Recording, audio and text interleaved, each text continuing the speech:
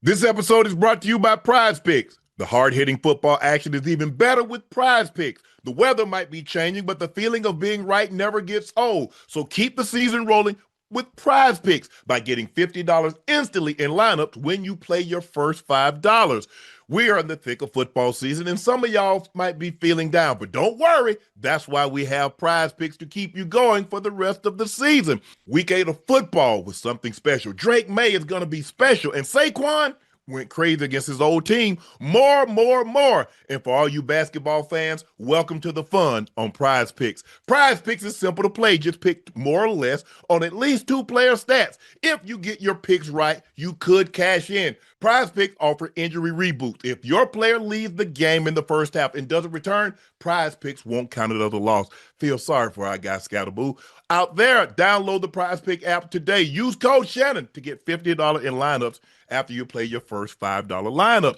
That's code Shannon to get $50 in lineups after you play your first $5 lineup. Prize Picks. It's good to be right.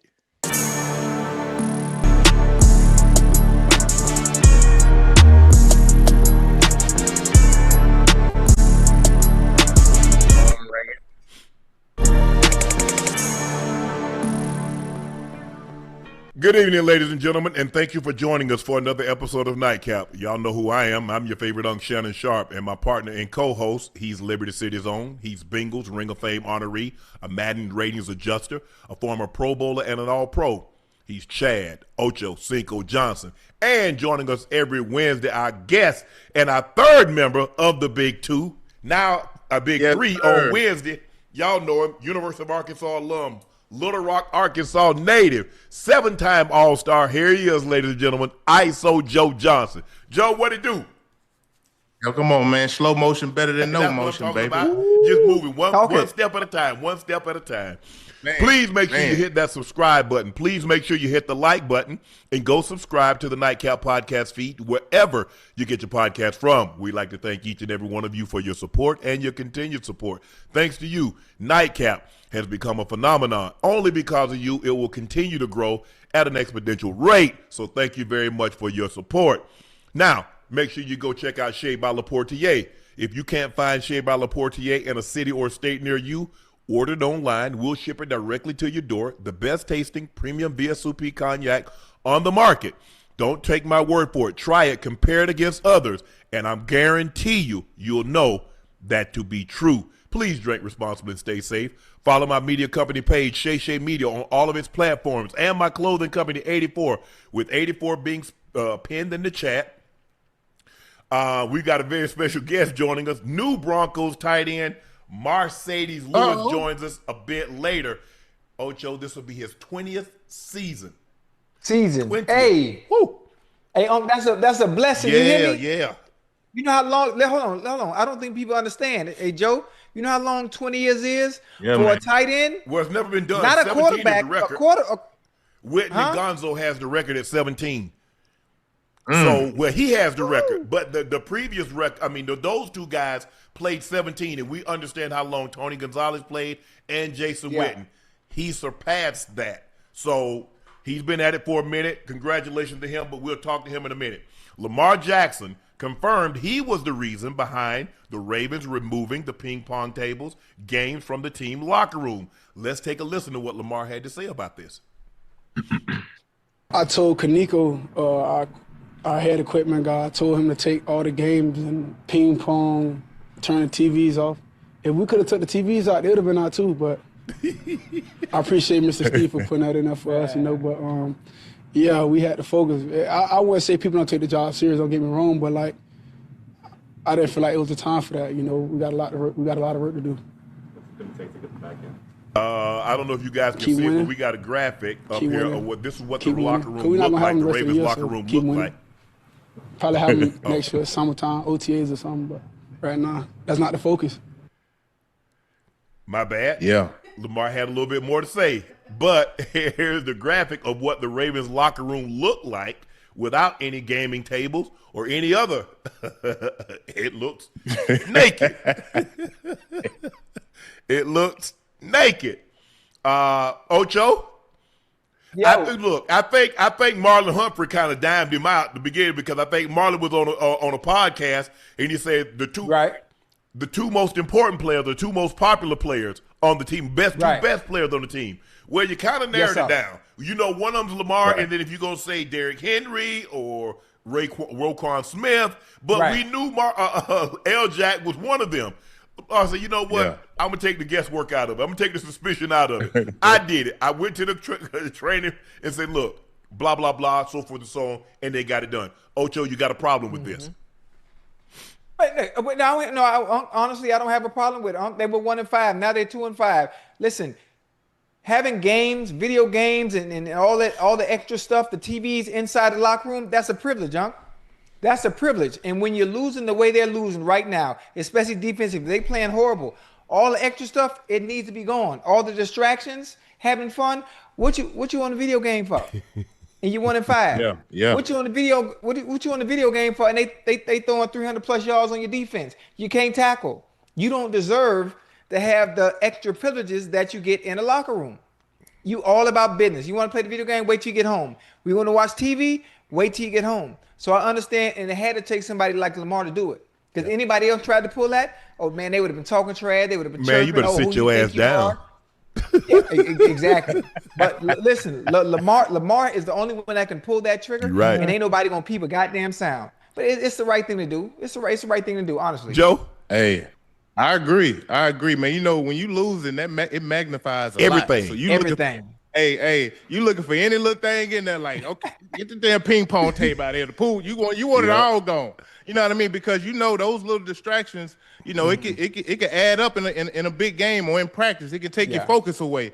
Because look, you go to competing too hard on that, you can't wait for practice to be over and you right back on it. You know what I mean? Hey. So, I agree with Lamar, man. Hey, get all that up out of here. We'll have fun at OTAs or something in the summertime or something. Right now, we got to lock in, man. The rest of the season is very valuable and important for us. Well, listen, hey, Joe, I like what you say. Hey, let me tell you something. Taking them video games out, taking out the ping pong table and the pool table, maybe not even having no music. You want to listen to music? Put your goddamn earphones on. But I can tell you one thing. Tomorrow night, when they come down there to the Hard Rock, you hear me? Yeah. They finna go home with another L. So moving all that furniture, rearranging all that furniture out there in the locker room ain't gonna mean nothing when them Dolphins put belt the ass tomorrow. Man, Joe, just for a second, Joe, I agree with everything you said. But Ocho, I remember we had a conversation and you told me that ain't got nothing to do with winning. Whoa. When we talked about it, about stuff that we do when you lose. Let me ask you a question. Right. When they were winning, what were they doing? Were they playing ping pong? Were they playing PlayStation? Playing ping pong, playing. So let me ask you a question. Did that go to them winning ball games? No. Oh, but it didn't go to them. Joe, you heard what he said now, Joe. He said it didn't help them win. Hold on. Listen, stay with me real quick. Listen, when it comes to teams, if they seem to think this is what's best for us to win games, so be it. Honestly, it had nothing to do with wins and losses. What you do when you're not there out there on the field had nothing to do with wins and losses. That's mind games, That's mind game. Maybe if we remove this stuff from the locker room, maybe the outcome of a game is gonna be different. Ain't gonna be no goddamn difference. The games are won on Wednesday, Thursday, Friday, and Saturday through walkthrough. That's it. What you doing in the locker room ain't got nothing to do with that. I was just being a but I agree with you guys. Yeah, I know. Hey, listen, hey, you know how I am, Ocho. Wait till the book come out when they find out what all I did that they didn't know about. That's what you need to worry about. But I agree with it because the thing is like what you guys said is that I need to be the focus. Because now you ain't got, hey man, let's play a game right here. Let's shoot pool. Let's play PS5. Blah blah blah. Nah, get your ass in your playbook. Right. That's what you need to do. Because all I know is that team doesn't matter who we play, who the quarterback is. He looking like Patrick Mahomes when he play us. That's all I know. I don't know anything else. But the guy looks like Patrick Mahomes when he plays us. Time. So something is not computing. You're right. All that stuff you like shooting pool. Either go to the billiard hall or put a pool table in your own damn house. You like PS5? But wait till you well, get maybe help. that's the problem. You're paying too much. You're playing your homeboys, your friends, or your former college mates when you take your ass home and you're not putting enough time on the iPad. I don't have any problem with this because Lamar, as the leader, this is leadership. This is what you're supposed to do. Sometimes it's just not about how well you play. Sometimes you have to take measures that's unpopular. Now, I'm sure some guys don't like the, hey, man, they ain't got nothing to do with why we losing.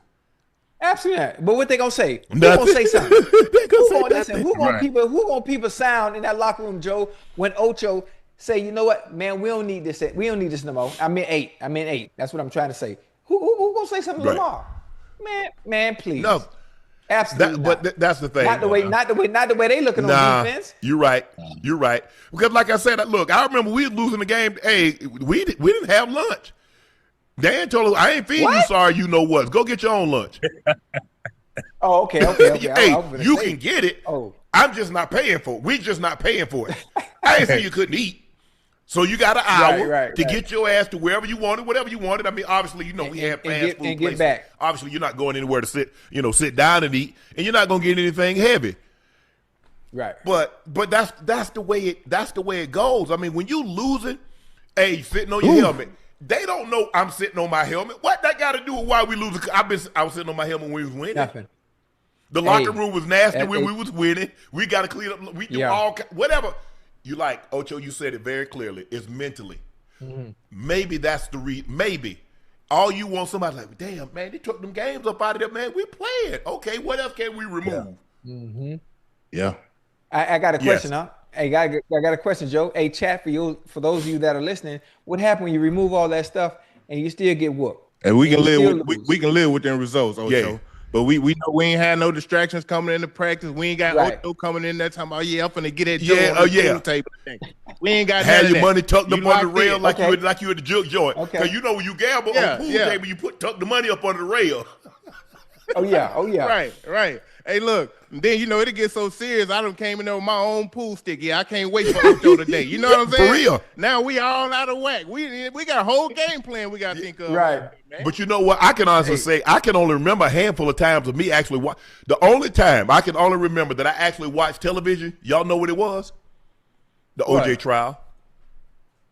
Oh, that was the only time that I can remember actually watching, and I wasn't like sitting down the whole hour watching it, get my workout in, see what was going on. Like, let me go get my ass on this field. So that was really the only time. And then but that was like on a Tuesday. That was our off day. The World Trade Center. I remember walking in and I saw the building. I was like, well, damn, is that real? Right. Like, nah, that ain't real. That ain't even real. It didn't even seem real. So I remember walking in talking to Bill Tessendorf, who was our head trainer at the time. I said, Tess, I just saw like the World Trade Center's like go. Is that like a movie? He's like, nah, Sharpie, that's real. I said, really? I said, what happened? He's like, I don't know. Looked like somebody crashed into it. So same day I remember taking my dog. I took my dog over there. Had a Nikita at the time. And I let him run around while I went and worked out. He done slipped up under the damn fence and gone somewhere. Oh, man. Now, because I know the phone was wrecked. I was trying to call my sister. I always call my sister on my way over there. The phone was just busy. I was like, when is a cell phone busy? I try to call my homeboy Bucket. It's busy. I try to call Burns. It's busy. I'm like, what damn? So it didn't dawn on me. And then when I saw that, it didn't look real. And the next thing I know, I say, now I understand what's going on. But who watches, who goes to, I don't know, I shouldn't say that. Who watches TV when they go to work?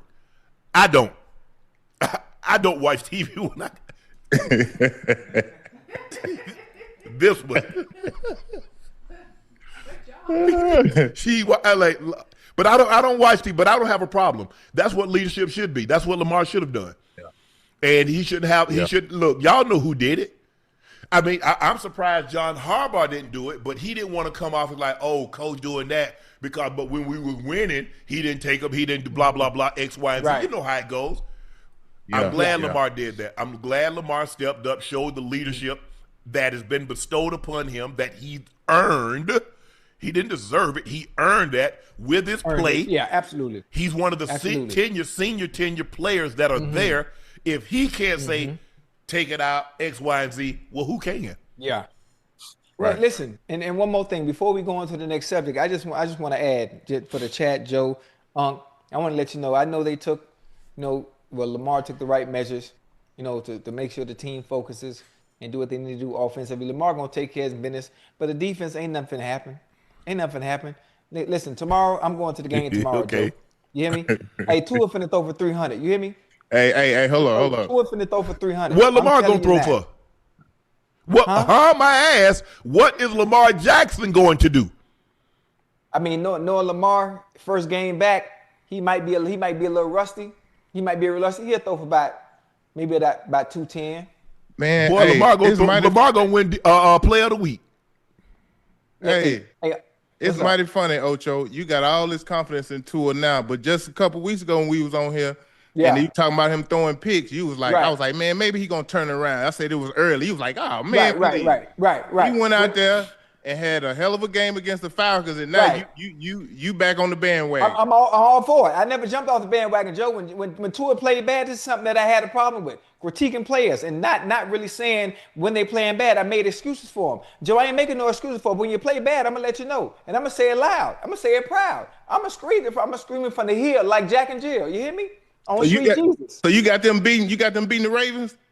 Oh yeah, absolutely, Joe. I'm going to the game. It's at the Hard Rock, Joe. The Guaranteed. Right down the street from Bet the Ravens. That man ain't been to a game this year, and the team that he went there supporting won the game. Hold on. No. Excuse me. Come again. When you went to the Bengals game, tell the people at home what happened. We won. No, you didn't. We won the last game I went to. What was the last game you went to? When they played the Steelers. No, you didn't go to that game. I did go to that game. I was there. I don't know. That sounds suspect to me. Remember I was in the hotel. I had to leave the game in the fourth quarter to come home. Yeah, I remember you left the game in the fourth quarter, another game, and came home too. But you had your tail between your legs on that game. No, absolutely not. Absolutely not. But listen. I don't mean to jump off topic. If Joe Burrow wasn't hurt, the Bengals would be 6-2. Ocho, we'd be 6-2. You know name that, right? the season. How many seasons have you said that since he's been in the league? You've used that if Joe Burrow wasn't hurt. You've used that more than man. Wait a minute. What you want me to do about that? I can't. I'm not in control of him, getting injured or being healthy. I'm just saying what would happen if he was healthy full time. I'm telling you where we would be at. But it's more probable than not. There's a greater probability that he gets hurt based on his tenure in the NFL than him not. Am I correct? Yes or no? Think about it. He missed basically his whole rookie season, torn knee. He missed last year, a year before last, with a wrist. Now he's going to miss the better part of this season with a foot, with a toe. A toe. So this has kind of been his MO since he's been in the league. I got you. But listen, get the injuries out the way early in your career. Get the injuries out the way early in the career, and we'll probably win the Super Bowl next year. Hold on, Ocho. How you gonna get the injuries out when it's that offensive line? What got him hurt? What got him hurt? His rookie year, offensive line was terrible. What happened in the game? Tweaked the offensive line. His toe got tackled from flushed out of the pocket. Offensive line.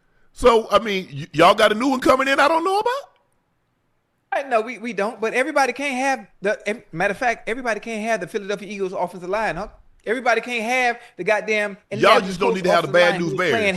Just don't have the bad news bears or the replacement offensive line. If you don't have that, you'll be fine. That bad. But also, let me say this. Hey, Joe, let me say this too. Also, on Joe Burrow, boy, you got to get the ball out of your hand, baby. You have to get the ball out your hands. Waiting to scramble because you're very good at extending plays. We know you got a little Michael Vick in you. You're not as fast, but you can maneuver the pocket. I say you're not. You got a little Michael Vick in you when it comes. Let me finish. I just said not as fast, but his ability to maneuver in the pocket and manipulate it and extend plays is second to none. But he don't got no speed. That's all. You talking about Joe Burrow? Oh yeah. Hey, Hey Joe, he could extend the play like a mother. You I know what? he can. I like Joe. He a bad boy. Yeah, he's not even. That's the problem. He hold on to the ball just a tad bit too Based long. on his offensive line, of course he holds on to the ball too long. But you got to let the plays develop. And a lot of times, Ocho, he's thinking like, oh yeah, we protected here. Or you have a breakdown there. Somebody didn't slide the right way. Somebody didn't get over far enough. The back didn't do a good enough job of chipping on his way out. There's a lot of things that play into a sack. It's not always on the offensive line. It's not always on the quarterback. Sometimes it's a combination. And a lot of times it seems like they're taking turns. Line doesn't do what it's supposed to. Joe doesn't get the ball out of his hand fast enough. Running back doesn't chip or do his job good enough. And so it's just one after another, and it's a snowball effect that gets larger and larger. Just a small example before we go on to the next topic again. I want you to look at Joe Flacco. When Joe Flacco has played, he started 3 weeks. Look at him when he played against the Steelers. Got the ball out of his hands right away. Joe got sacked one time. Joe ain't get sacked to the fourth quarter, waiting on a longer play to develop, which was going downfield, and that was the only reason TJ Watt was able to get back there. But outside of that, every time Joe get that ball, 1, 2, 3, boom, it's out of there, quick. So even if the line is playing bad, it somewhat looks a little different with Joe Flacco back there because he's getting rid of the goddamn ball fast as hell with his decision making. Now, I'm not saying Joe Burrow can't do that. I'm just saying at times he needs to get rid of it very fast and get it out of his hand. Live to see another Check this out, Ocho and Joe. The Bears trolled the Ravens, posted this video on social media of Bears players competing in games in the locker room and the facility.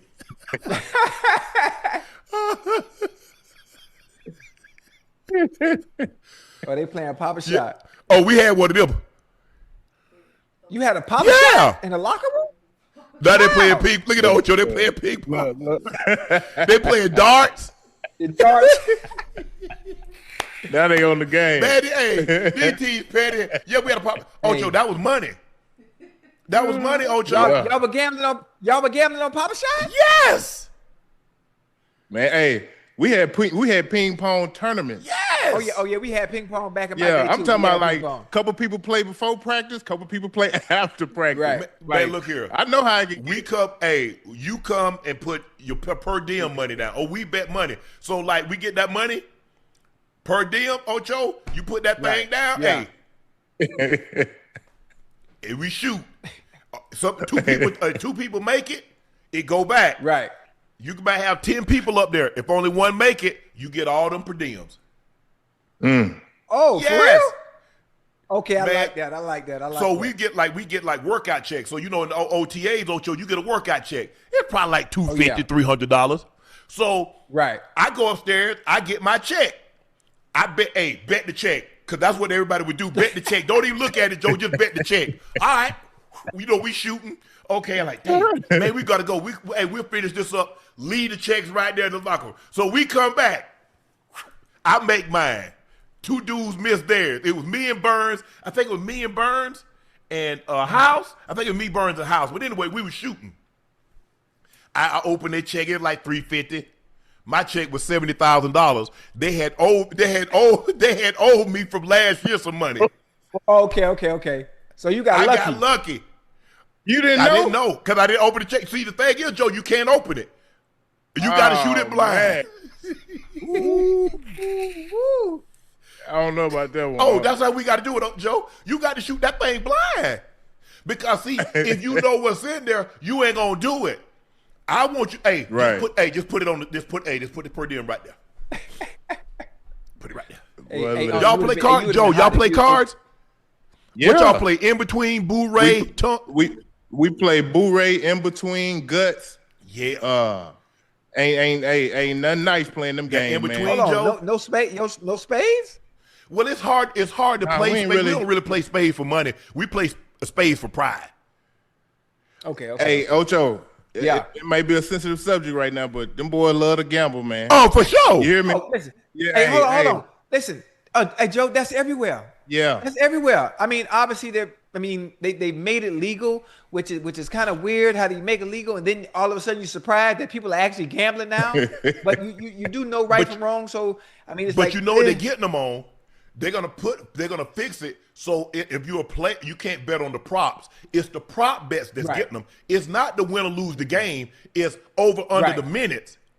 It's over under the shot attempts. It's all the it's those kind of stuff. It's the injury report, Joe. Man, Joe. How is Joe? Man, Joe wasn't even at shoot around. Joe ain't playing today. Now that information is gonna come public at about 3 hours, but it's not public now. So they're getting a head start on the info. So that's what the NBA is trying to nip in the bud. They're trying to get like, we've got to do a better job of curtailing the injury report. That's why they make the injury reports public, Ocho. Because just imagine if they weren't public, and only a handful of people know anyway. Man, listen, Ocho, in 2020, I played in the TBT. That's the basketball league for like $2 million. And I played on a team, and it was during COVID, so they had us locked in this hotel in Ohio. So the night before the game, my homeboy who was here in Atlanta, he called me the night before the game. He said, "Hey man, they got you. What you think over or under 18 points for you tomorrow?" I hung up on him. I'm like, "Man, don't call me. Listen. Don't call me with all that. You know what I mean? I don't know who on the other end." And and I don't want to go into the game with no preconceived notion that I got to get 25 points. Just let me You know what I mean? So I can see where some of these dudes, homeboys, hitting them and telling them, "Hey man, and not even really be thinking about it. Man, I ain't practiced all week. Man, I ain't playing. They got that thing as questionable. Bro, I ain't playing. Man, he ain't playing. But that gambling, if you got to gamble with people that you know, because gambling, I don't see a lot of fights break out about that money. Hey, hold on. Whoa, wait a minute. You heard the first thing you said, which is obviously a lie. You got to gamble with people you know, because I done seen some of the best of friends fall out when it come to money. Hell, I done seen family fall out when it come to money. How about people that's going to pay? That's right. Because, hey, you start playing me and you both know one of them. That part in between to get up 25, 50, 100,000 like that. Ooh. Like that. I've been in a pot that got to be 35,000. We had a pot so high, we like, hey man, just forget it. Hey, everybody good. Hey, because nobody want that. Because I already know, boy, you lose 100,000. How you gonna focus on the game? Hold on, listen. Who bet 100,000? The pot got up because the way you play, Ocho. Let's just say we playing cards. Okay, an ace come, you got to call it high or low, and then the next card. Right. So if I get an ace, I'm gonna say high. The next card comes. Let's just say it's a 5. I say pot it as long as the card comes in between that. Long as it comes 6, king, I'm good. If it comes on the edges, which is another ace or another 5, you got to double what's in the pot. So if the pot is 10,000, you got to double it to 20,000. Now the pot's 30,000. You see what happened? They in between, going to the Super Bowl. In between. Me and Bert, we all played. We having some good old time. The pot got to like 8,000. Then it got to like 10. Burns said, "Hell, I'm selling my cards." I said, "Hey, so." He said, "Man," he said, "Homeboy," he said, "I love you." He said, "But I can't go home and tell Michelle I lost this." It was a king. It was a 5. King 5. Yeah. I was like, damn. I said, "What you want to do, homeboy?" He said, "Man, I'm selling these cards." I said, "Don't worry about it. I got you covered."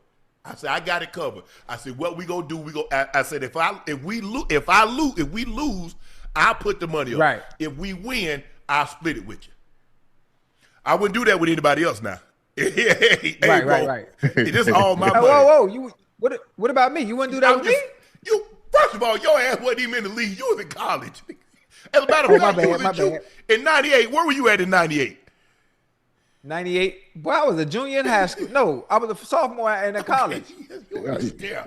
So it was a king and it was a 5. I was like, I said, hey, homeboy, let's just pot it. Now the pot's like 10. If we get hit on the edge, if a king or a 5 come, Ocho, we got to double the pot. Now if it comes a 4 or ace, we just have to match the pot. Right. That thing came 6. Ooh. Guy didn't have enough money to put it up, so he had to put Super Bowl tickets up.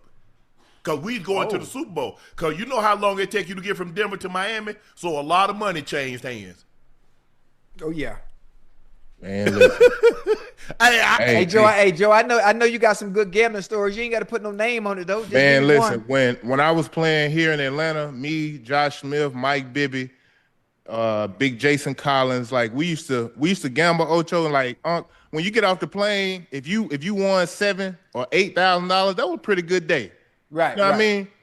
Boy, when I got to Houston playing with James Harden, CP, and PJ Tucker, man, they getting off the plane owing each other $140,000. I said, I ain't playing with y'all. Wait, whoa. Time out. Yeah. I ain't playing. I just used to watch. I used to watch. I ain't never used to play with them. Hold on, Joe. You not finna say that like it's normal. Owing how much? Yeah, 140,000, 170,000, 80,000.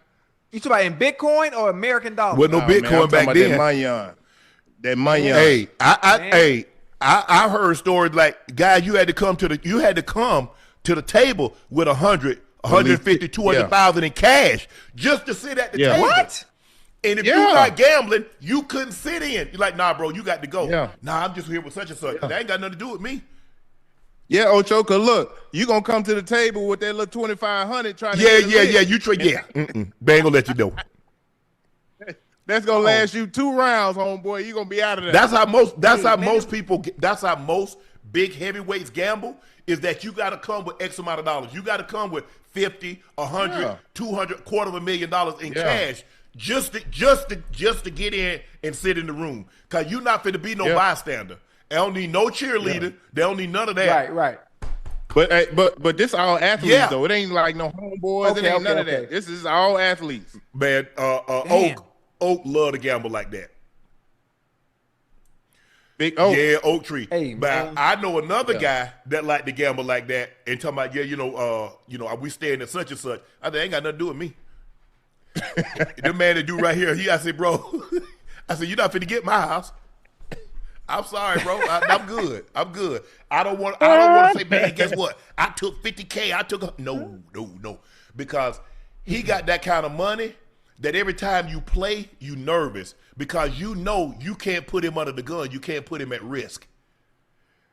See, the whole thing is to put something, when you playing with cash money and it's right there on the table, the whole thing is to put the guy at risk.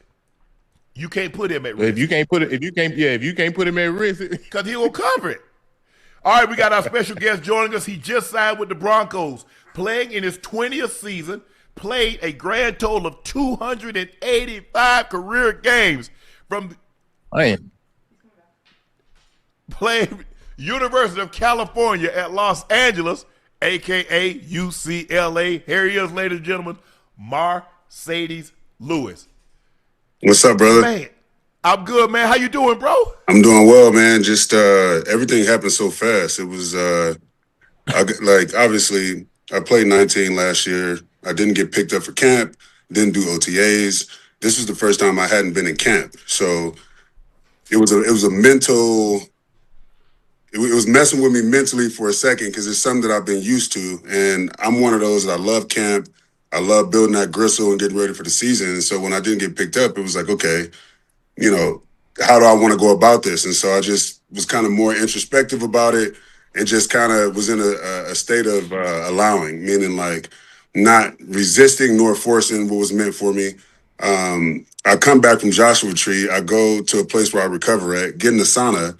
I get a call from a Denver number, and obviously I didn't answer it because I didn't have it. I'm thinking it's spam. I'm like, man, what is this? So the number calls back probably like 3 minutes later, and I'm like, I still look at my phone, didn't answer it, and then the GM left a message like, yo, big dog, give me a call. This is George Payton, GM at the Broncos. Want to talk to you for a second.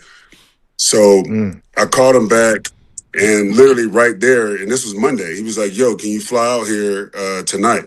And I was like, mind you, I've never been in this situation before. Like, I've always been contracted. So it was just different feeling this, right? And so I'm like, you know what? Yeah, I could fly out there. So I hopped on a flight like around 8, got to Denver like around 11:30 at night, sat on the tarmac for like 50 minutes, then then went to the hotel, and then literally next day, Tuesday, worked out, took my physical, and shit, signed on the spot, man. So it's definitely a different experience. Yeah, you tell them, hell yeah, you fly, you buy, I fly. Come on now. you talking about, will I fly? The hell yeah, you buy, I fly. Hey, No doubt. Hey, Marcedes, was it ever the thought in your mind that you will be able to, for one, make it into the league is one thing. You want to play, you want to have a healthy career, you want to squeeze in as many years as you can, obviously. But did you ever think you'd get to year 20? Man, I thought, obviously coming out of UCLA that 10 was going to be a great career. And, yes. And it was a situation where, I'm not sure you're familiar with John Embry. He was my tight end coach at UCLA. Yeah, he was in camp with me my rookie year in 1990. Okay. So Embo, his I do. His energy and just the type of person he is. So obviously Embo, he coached Tony Gonzalez, George Kittle for a little while. Remember Daniel Graham? So as far as like that, his resume is dipped in blood when it comes to like tight ends and how he's able to get across to those guys and he was one. Yep. 100%. And I remember, I would say, he got to UCLA my sophomore year. They had fired the tight end coach we had. He got to UCLA, and the first conversation we had, he was like, look, I didn't come to UCLA to coach for UCLA. He said, I came to UCLA to coach you. Gave me a whole rundown of, like, my family, knew where I was from. I'm from the east side of Long Beach. My mom had me at 15 years old. I've been through just a whole bunch. So he had already done his homework. And that kind of, lit a fire under me. And so right after that formed a connection and just like that vibration that we had. And literally he took me from, he said, look, this is where you are now. You got the ability to go through here. He was like, there's a lot of people that can catch the ball and run and look pretty. We know that. You're an athlete. Cool. We get it. You want to play a long time in the league. You're going to have to learn how to get your nose dirty. And it starts right here. And so he literally took me from, just being able to catch a pass and do nice things with it to like really being a dog and what it meant to being a dog. And so I learned how to compete under him. And so by the time I got to the league, this is my rookie year. I get drafted in 2006. Fred Taylor took me under his wing. Hey, Freddie. And Fred Taylor, he called me slim. Like at that time, I was 6'6", like 260, but I didn't have the mass, right? So he always called me slim. So the first day of pads, we got the Oklahoma drill, right? So this is like my first Oklahoma drill in the NFL. We get 3 DNs up. Freddie T's running behind me twice, and then Maurice Drew is running behind me. I pancaked the first 2 guys, moved the 3rd guy out the way. Freddie T jumped on my back, kind of like wrestled me almost to the grass and was like, yo, you keep blocking like that, you're going to be in the league for a long time. So fast forward to when I signed my contract this morning, Freddie T texted me and was like, you remember that conversation we had? I was like, bro, how could I ever forget that? That's something that I always have with me, and it's something that's inspired me this whole entire time. So I'm just grateful to, he didn't have to take me under his wing. He played running back. Like it's been smooth, man. And I just take it one day at a time and, just give my personal best of whatever it is I'm doing in that day, and I live with the results. You mentioned Marcedes, but bro, that's still a long time to get your body to go through the rigors. Look, we know that situational now, but still you got to come in there, and it ain't Jacksonville where you got nice warm weather. You in Chicago, bro. Outside. You having to go, and you were the Green Bay outside. So we get it. So once you got past year 10, as you mentioned, say I can get 10. Then you get to 15, because once you get to 10, you take it 1 year at a time. 100%. Once you got to 15, you had to be like, hold on. Gonzalez played 17. Witten played 17. The way I feel right now, 17 is in the bag.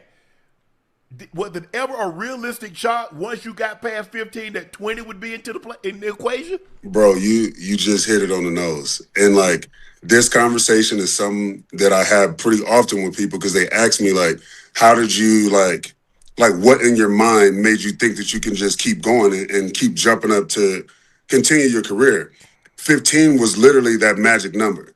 Once I passed 10, I got to 15, and I was like, okay, I don't want to question it because I don't want to jinx myself, but I still feel really good, right? Okay. And so I get to 15, I'm in Green Bay, and literally Green Bay is like, well, we want to sign you to a 2-year deal because I was only doing 1-year deals, trying to just play it by ear. Yep. Right. And like at that time in Green Bay, obviously we had Jimmy Graham. He had signed a contract.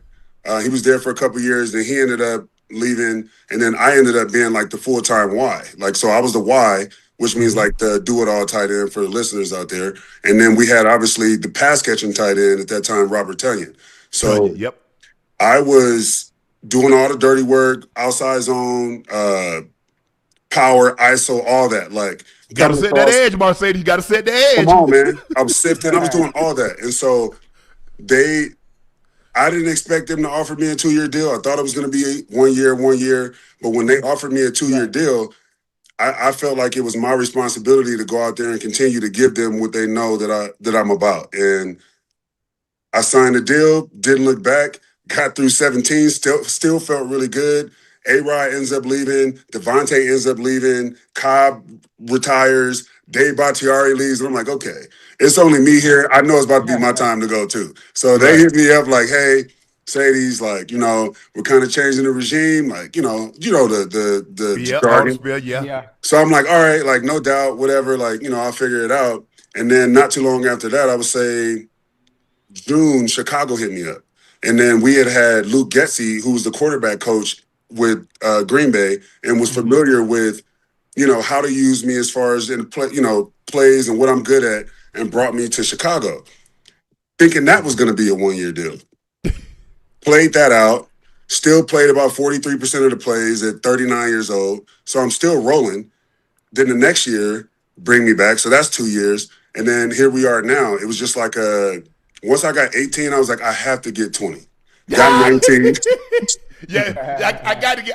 I can't end on the odd number. I gotta get 20. I can't. Like, it was like the capstone. Like 20 is like when I wake up in the morning. That's a magic number in the NFL. Ain't a whole lot of players that's ever played 20 seasons. You get a Jackie Slater, and you get a Tom Brady, and you get a handful of guys, but maybe I don't think it's 20 guys. Maybe it's 20 guys. 25,000 men that's ever played this game.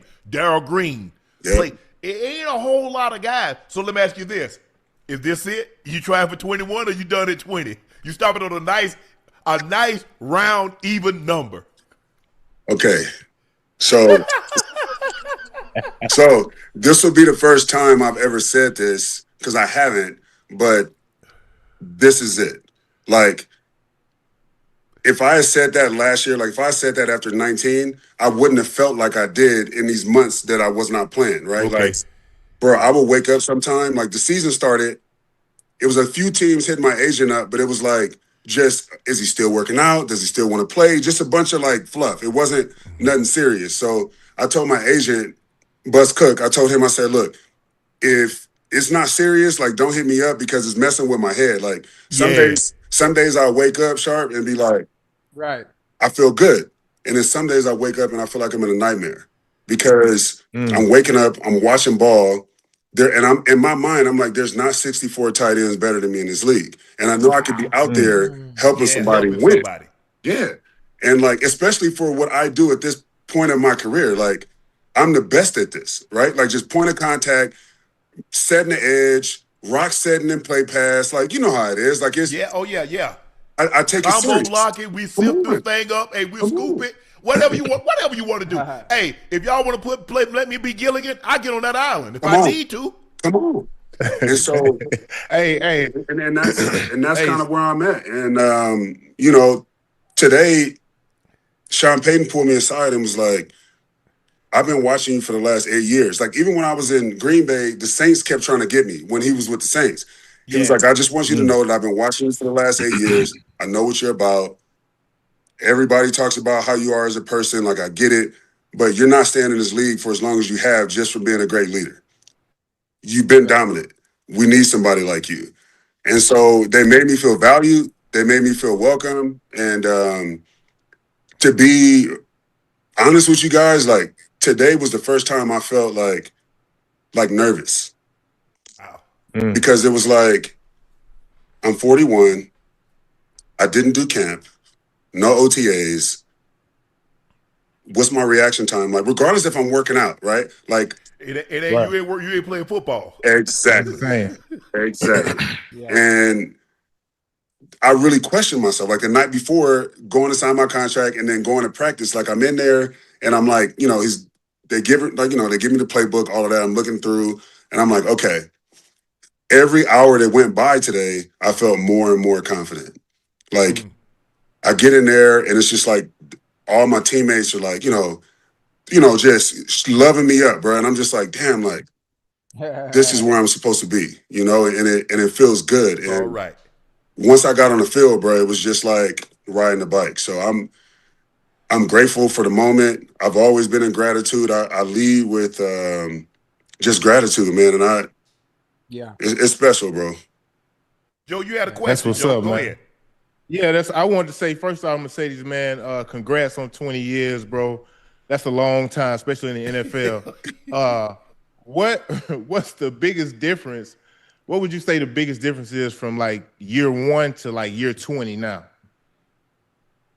Whether it be mindset, training, obviously, what would probably be the biggest difference? I think the biggest difference for me, bro, is the time I had to form a routine. Because when I first got into the league, right, like those first 3 years, you're trying to figure out who you are. Yeah. Right. Like you're athletic, that like you can do some things, but you don't know if you can consistently get it done at that level. Right. Like absolutely. You're playing against guys that got families that are not having it. And when I got to Jacksonville, dogs in Jacksonville, like I was raised with the wolves in Jacksonville. You know what I mean? And so I feel like being in that environment molded me into who I am today. And I would say after year 3, I started to form this routine. How like my in-season workout recovery does not change from my out-of-season workout and recovery. And mind you, I said out of season and not off season. I don't take it off. Right. Like it's maybe 2.5 weeks of just letting my body heal. And that means infrared and cold tub. I'm still doing something to keep the blood flow. Right. Yeah. Once it gets close to February, like right after Super Bowl, I've been training mixed martial arts now for 15 years. So whether it's jiu-jitsu, Muay Thai, wrestling, judo, whatever it is, I would do that from February all the way to May. I do not step on the field until the end of May going into July. Once I hit the field in June, I get on the grass, straight ahead running, and then we do like 400 breakdowns on the track. Yeah. And then that's really about it. I'll do like cone stuff, but not too many routes. Even in my prime when I was catching the ball, it wasn't a lot of routes and like putting that pressure on my knees. And then when I would get to camp, I would be peaking at the perfect time. And like, I really just feel like that regimen has paid me back right now because I still have my legs. I went to Jacksonville where we were run first, play action pass, right? Like, Jimmy Smith was getting out of there. Keenan McCardell had just got out of there. It was like Freddie T, Maurice Drew. Obviously, we had Kyle Brady at tight end. I was backing him up as a rookie. And then I ended up starting as a second year guy. Exactly. And it was like we ran the ball, bro, for at least 4 or 5 years straight. And I was still getting my numbers. I went all pro, my 5th year, Pro Bowl, all of that, but not like I should have, right? And I would always be like, damn, man, like, was I supposed to get drafted here? Like, I came out of UCLA, Mackey Award winner, all the records, doing my thing. Like, I get to Jacksonville, and I'm like, bro, I'm blocking ISO, power. I'm doing, you know what I mean? Like, I'm not really being used. Like, and they drafted me in the first round, so I didn't get it. That's the best thing to happen for you, Marcedes. You didn't know it. Because had you put up those numbers early, and now all of a sudden you're in year 10, year 11, year 12, and they're not the same as they were in year 3 or 4. Now all of a sudden they're going to say you losing it. But because you didn't have 80, 90 catches in the beginning, they were like, he's the same. Yep. And what we're asking him to do hasn't changed from what he's been asked to do the previous 10, the previous 12, the previous 15. Yep. We looked it up, Marcedes. There have only been 1, 2, 3, 4, 5, 6, 7, 8, 9, 10, 11, 12, 13 players to play at least 20 years or more. Most of them, as you could imagine, are kickers. No doubt. George Blanda played 26 seasons. He was a quarterback, but his last couple of years, he was mainly a kicker. Morton Anderson, 25, kicker. Adam Vinatieri, 24, kicker. Tom Brady, 23, quarterback. John Carney, 23, kicker. Gary Anderson, kicker. Jeff Fiegels, 21, punter. Earl Morrow played 21 as a quarterback. Jackie Slater, offensive lineman. Darryl Green, cornerback. Vinny Testaverde, quarterback. Brett Favre, quarterback. Jason Hanson, kicker. And now Marcedes Lewis is on this list of guys that have played at least 20 seasons or more. And you played a position. Now, Jackie, I would say Jackie might have had, because Jackie had to bang every play for 20 years. No doubt. For 20 years. Sometimes you got to run, you got to run routes. I played 20 years is still crazy. Let me ask you this. Are you married, Marcedes? No.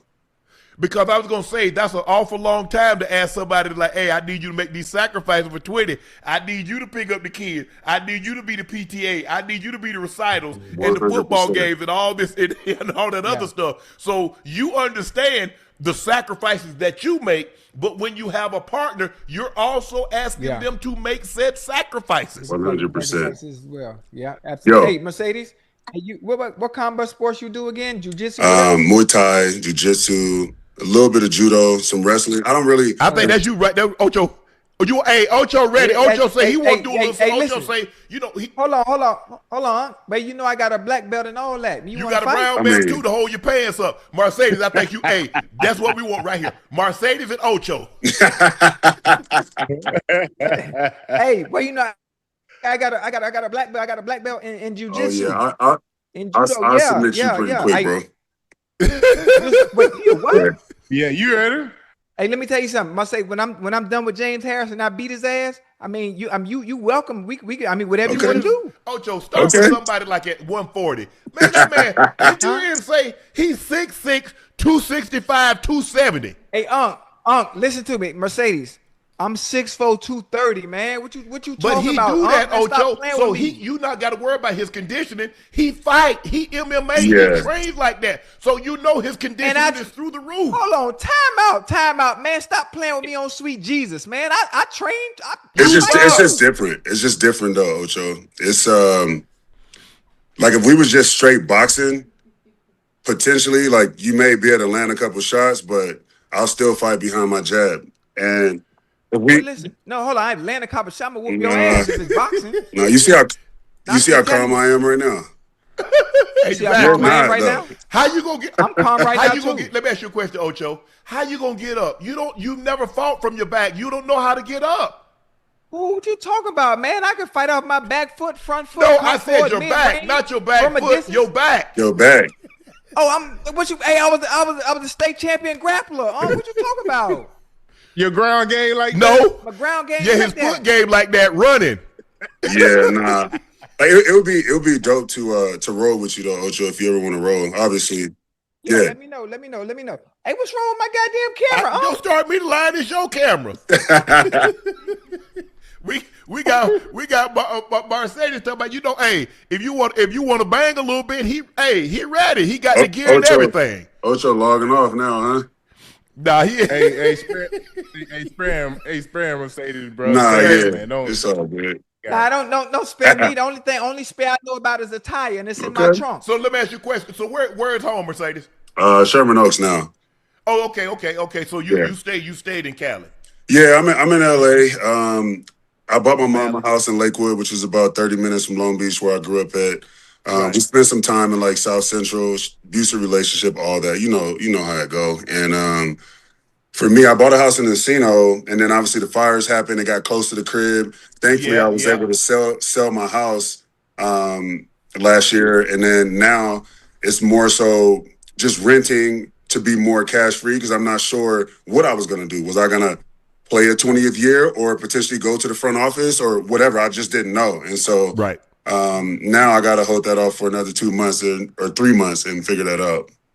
But that's what. So you're looking at potentially thinking the Valley is probably going to be where you drop anchor at. I think so. But it's going to be California, not necessarily the Valley, because we don't want to give out your information. Right. But probably California. You're a Cali kid at heart, so that's probably where you're going to set up shop. Yeah, like California is, I feel like me and my mom are like best friends too. I don't know if I could just, bounce on her like that.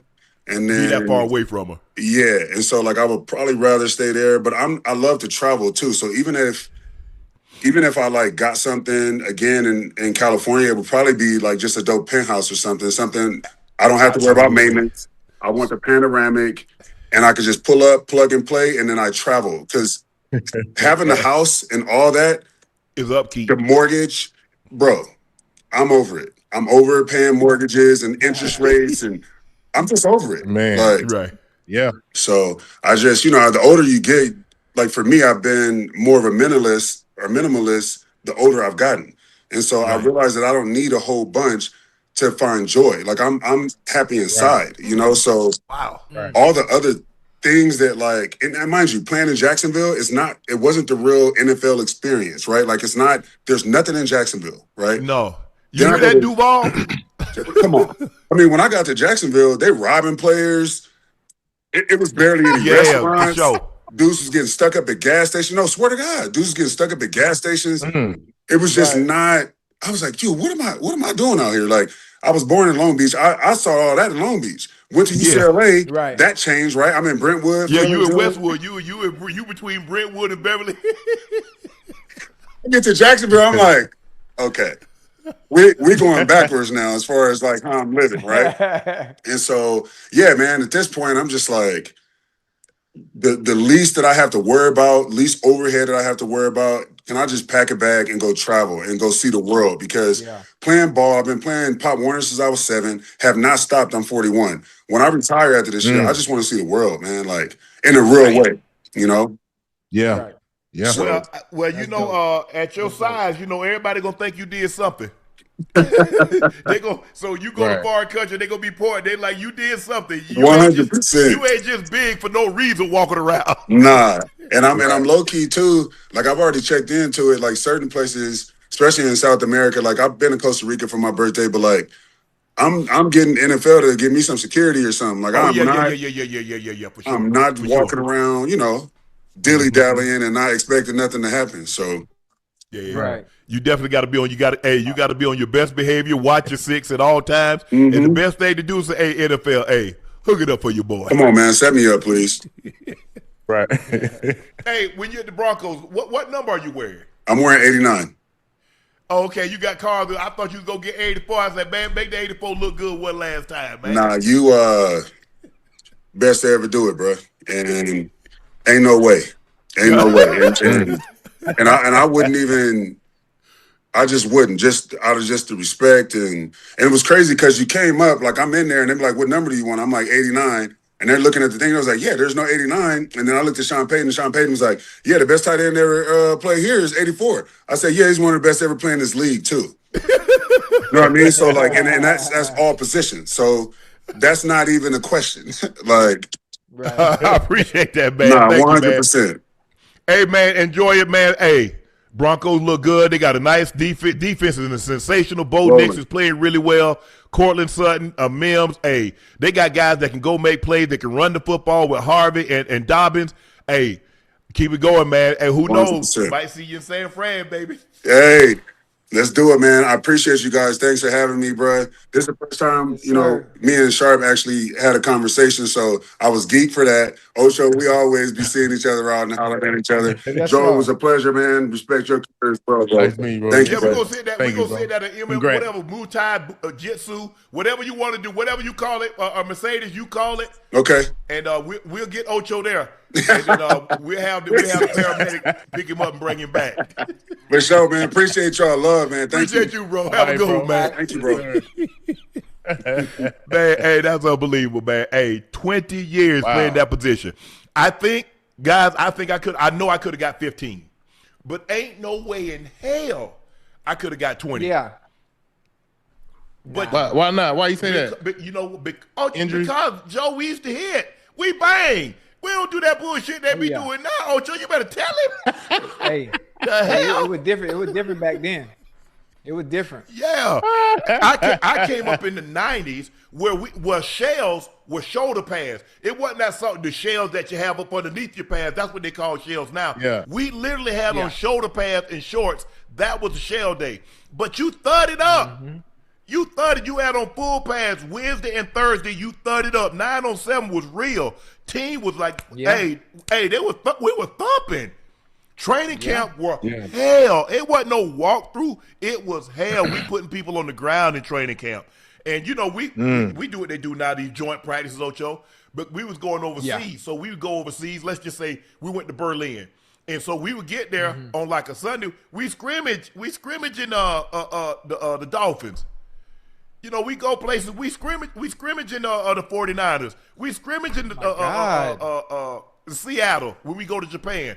But it was man, it's a lot. Hey, it's a lot of fluff going on. Yeah. Look, I'm not saying the guys aren't talented, because they're super talented, because, you know, look, there's this thing called evolution. Players get better. They're more equipped. They know more. The training is better. They eat better. They the cold tubs, and they got red light sauna and all those things. Those things are better now. But hey, we banged for real, for real. You heard him say Oklahoma. They ain't doing no Oklahoma no more, Ocho. Nah, hey, absolutely not. Absolutely not. Hey, Unc. Man, I need to fix this camera, man. Hey, you know, I got a new computer. Yeah.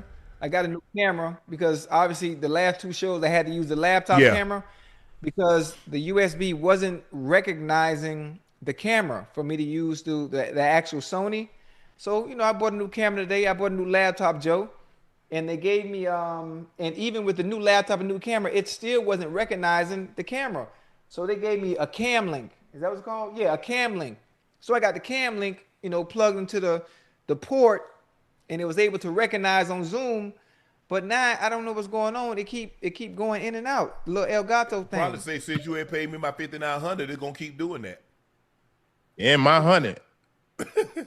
But goddamn, Might well throw it in there, Ocho. I owe you too, Joe. Man, come on. Hey, why we got to get to this every time? I'm just saying, Joe. I don't remember betting you, Joe. I don't remember. Now, I know. I owe Unc, but I told Unc. You just said on a couple shows ago that you remember owing me $100.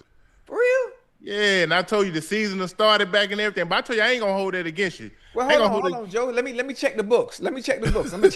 When I check the books, I'm gonna make sure I'm gonna get back to you. Okay. Now, as far as Unc is concerned, listen, Unc gonna have to get that back in blood. You hear me? He gonna have to get that back in blood. I gotta get it back in blood. Man, I just a friendly wager, man. Because man, listen, let me stay with me real quick, Joe. Hey, Joe, listen to me, Joe. Joe, I've been begging Unc for my Funko. I've been begging Unc for my high school jersey. I've been begging for the awards. Hey, Joe, he ain't sent me nothing, Joe. So hey, you Joe, saying you got to hold his funds? Hold on. Not only that, Joe, I had to go break in his house and steal 2 of my trophies. Hey,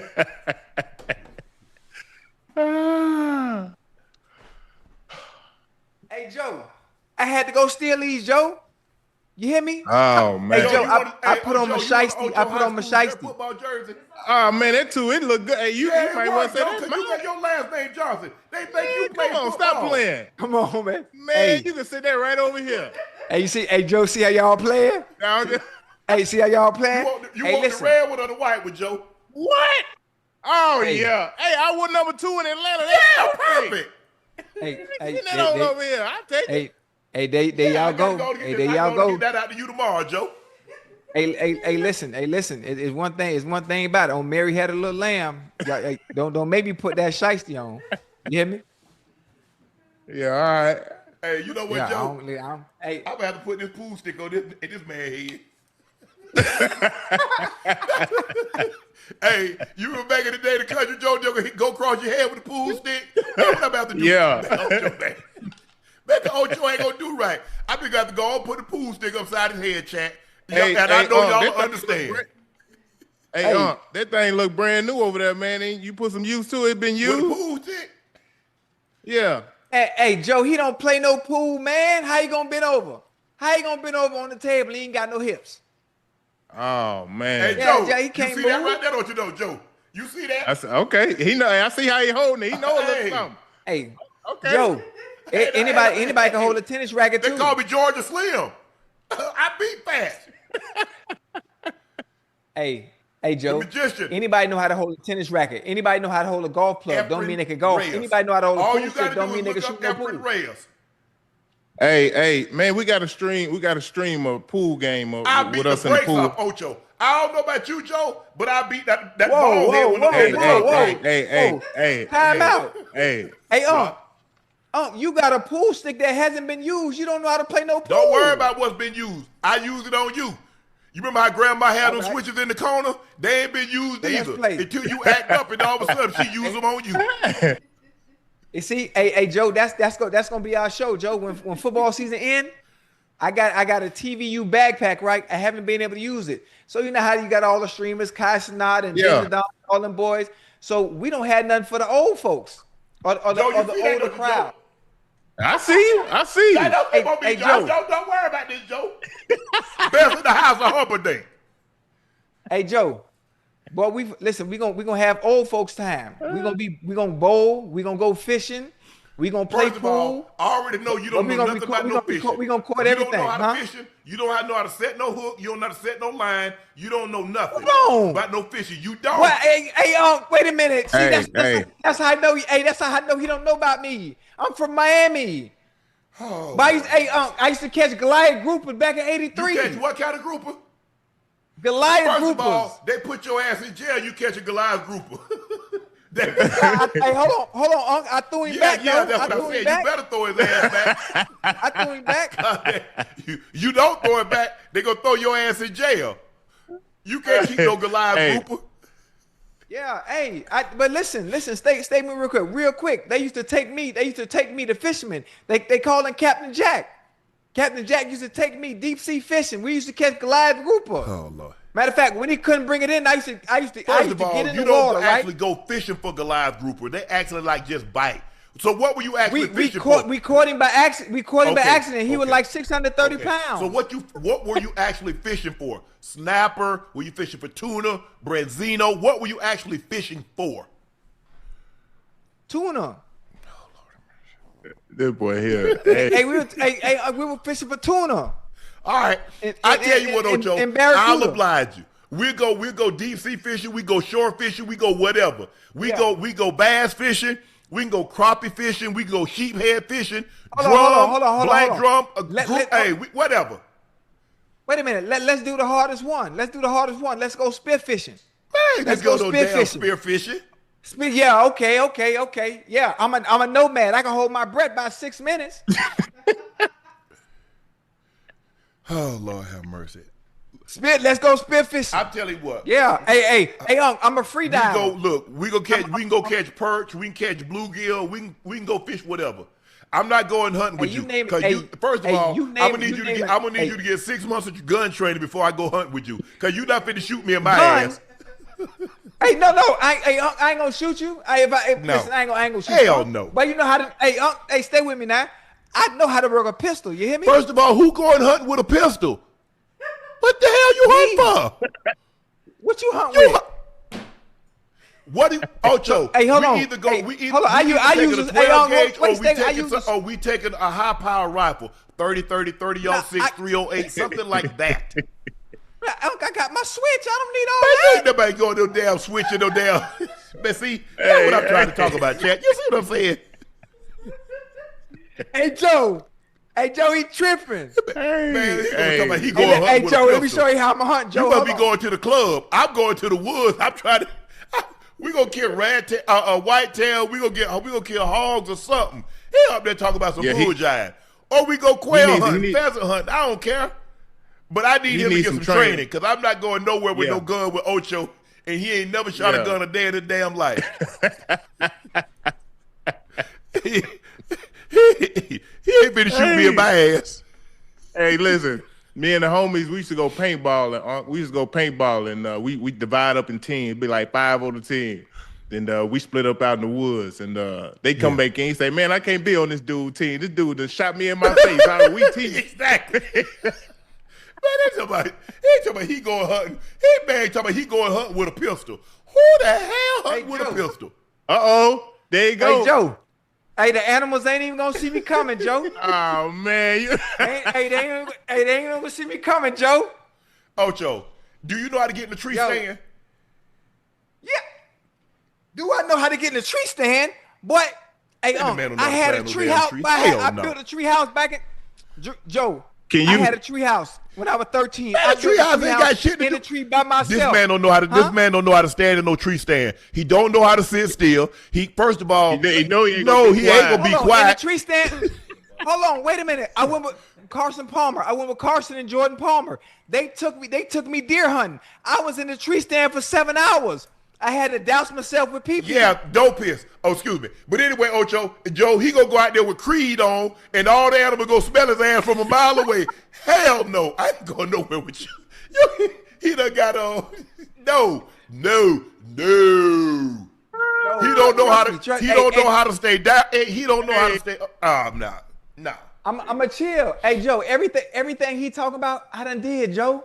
I done did. I just it's not something that I'm excited about, but I've done everything once, Joe. I done everything once. All the hunting, all that fishing, all that deer hunting. You know how to stay downwind, Ocho? You know how to stay downwind? Yeah, you ain't got no choice but to stay downwind, because if you don't stay downwind, they gonna know you there. They got listen, them animals out there got the greatest sense of smell of all species. That's why I'm not going with you, because you going out there with cologne on. I ain't gonna wear no cologne. Uncle, I ain't even showered in 3 days. Hey, he don't know how to wear no camouflage. He out there with a red Cristiano Ronaldo jersey. It's about, damn, where the animals at, huh? Cause they smell it, they see your ass with that big old red jersey on. That what the F they at. He don't know how to wear no camouflage. Man, I ain't fooling with Ocho, man. Man, he don't know how to dress. Man, he ain't got no gear. Ooh, boy, listen. Hey, I got some camouflage, Unc. Hey, listen, I ain't gonna lie. That'll be a sight to see, boy. Yeah. That's why we gonna stream it. Hey, we gonna stream it 24/7. I'm telling you. I've been hunting. I know how to hunt. If we going squirrel hunting, we going rabbit hunting, we going quail hunting. First of all, Ocho, you ain't never shot no gun. You never shot no animal on the move. Hold on, time out, Unc. I done hit squirrels back in the day, Unc. Lord. I done hit raccoons and opossum down here in What Miami, you Unc. shoot with that BB gun, that pellet gun? Who, me? Yeah. Oh no, I had a 64. A 64? What the hell is that? Yeah. Yeah, see, that's what I'm talking about. That's how I know you ain't no shooter. First of all. You ain't know what a 64 is, yeah. First of all. Hey, Unc, that's what we carry. Hey, Unc, that's what we carry down here at the crib on Sweet Jesus. First of all, I'm Ocho, telling you. you shoot a squirrel. First of all, use a rifle, man, because it's a small animal. You don't want to mess up the meat shooting. No. Unc, let me tell you something. Hey, Joe, anytime you shoot a squirrel, you got to set an example. What you setting an example for? You want to eat the squirrel. Let me tell you, for the rest of the squirrels, I'm not the one to play with. Don't come right here with that bull jive. Don't come right here. Hey, you kill an ant with a sledgehammer. Yes. You ain't got to worry about no ants. Ocho, but what you're trying to do, because you're going to eat the squirrel, Ocho, if you shoot him with a shotgun, you're going to mess that. Well, ain't going to be nothing there. Oh, you want to eat? Yeah, what the hell we going hunting for? Oh, no. I'm shooting the squirrel to set an example for the rest of the squirrels not to come over here messing with the mangoes in the tree. I don't care the nothing squirrels about no, first of all, Ocho, we going out. We ain't shooting no city squirrels. I don't care nothing about that. First of all, you going to jail. You disarm a firearm. I come from the city. We're not eating the squirrels. Yeah, we're not eating the squirrels in the city. You eat the squirrels in the country. That's what I'm saying. That's what we going to hunt. You can't hunt in the city. No, but I'm saying I mean I can adapt, huh? That's what life is about. It's about adapting. So I can adapt to what you like to do. If I got to be in the woods, I know how to act like the Have you ever bear. shot a shotgun before? A 12 gauge, 410, 20 gauge? Yeah. Have you ever shot a high power rifle? 30-06, 30-30, 308? Let me tell you, before football, Unc, I was in the field. You hear me? Hey, hey, Joe, Unc don't know. Hey, Joe, I would like that, Joe, on Sweet Jesus. I would like that. I'm telling you. You would Joe, like? I ain't played. You would like the YNs out here? Man, listen, Joe, I'm not proud of that lifestyle I used to live back in '87. But see, first of all, the YN, shooting somebody at point. It's not like they shooting somebody from a distance. You not finna walk. You're not gonna shoot an animal as close as somebody shooting a human being. You do realize it's like y'all like 10 feet less than 25 yards from each other. You shooting an animal from distance, Ocho. You do know I was in the Marines, right? You do know I was in the Marines, right? You do know I was a sniper, yeah, right? you was a sniper, huh? Yeah. Oh, Lord have mercy. Hey, I hit a target from 420 feet, Joe. Yo, 420 feet. At the bottle top. The bottle top off a Coke bottle. Yo, aim like no, that man ain't hitting nothing over no 100 yards. That's facts. Hey, Joe, 420 feet. He might not hit a person from 100 yards away, let alone a damn bottle top. Joe, this is how you Joe, I lie for you before I lie to you, Joe. Hey, I knocked a bottle top off a Coke bottle from 420 feet, and I only got one eye. You know how hard it is to hit an object from that far away, that small? Let me ask you a question. Take your glasses off. Take your glasses off. Let me see how you shoot. Take your glasses off. Hold, you put the gun up. Put the gun. Okay, you got the gun. How you shooting? Yeah. Ready? Oh, hell, this man got a slingshot. This man got a slingshot, Joe. Hey, Joe. This man got a slingshot. Second of all, you shooting from that distance. You got both eyes open, Ocho. You not shoot from no one eye. I thought this man got a slingshot, Joe. This man be thinking he must be shooting Goliath. And he David. Hey, Joe. Hey, I ain't gonna lie. I ain't gonna lie. Okay, Ocho, boy, that'll be some must-see TV, boy. I'm telling you. Hey, I'm not gonna lie. Ocho, I don't think you can hit Nathan out there. I don't think you can. Hey, listen. That's what I like people. That's what I like people to think. I can't hit that. I can't hit this. But then they get hit. It's like, oh, he really liked that. Ocho, if you were to try to shoot somebody, because you got to understand the distance in which you are. But I'm talking about an animal. Yeah. I'm talking about a deer. I'm talking about a hog. I'm talking about a squirrel up in a tree. I'm talking about a quail because here's the thing. Let's just say we take dogs out. So the dog's gonna start creeping up. Now they're gonna freeze, and now yeah. Hey, Unc, I used to have pointers. I live in the city. Chad, y'all believe Ocho can shoot? I mean, looking at Ocho, the way he aiming and shooting that slingshot, he not about to hit nothing. All right, I'm telling you. Hey, Unc, I'm gonna surprise you right there. Nah. Jets Woody Johnson made headlines last week for some harsh comments he gave about Justin Fields. Johnson, it's hard when you have a quarterback with a rating that we got. If we could just complete a pass, it would look good. According to former Jets quarterback Jordan Travis, these aren't the only troubling comments Johnson has made to one of the team's quarterbacks. Despite dealing with serious leg injury, Travis remembers Johnson asking him, "Are you ever going to get healthy?" Travis, there were things that were said to me, not obviously to that point, because I never got on the field to play about my leg. Just slick comments. I don't know if he was trying to be slick about it, or you know how some older men just say whatever comes to their mind. And that kind of made me feel a certain type of way. Now, how you feeling? Never that. There was always comments like that. It's easy to point a finger at Justin Fields or Aaron Glenn for the Jets' troubles, but Robert Saleh seems to be the coach defense really well for the 49ers. Aaron Rodgers looked pretty good with Pittsburgh. Sam Darnold, too. Ocho, Joe, how much blame should we place on ownership, led by Woody Johnson, for the long, long history of Jets' failure? I mean, listen, similar to the quarterback situation with the Chicago Bears, for the long, long history of failures that position as well.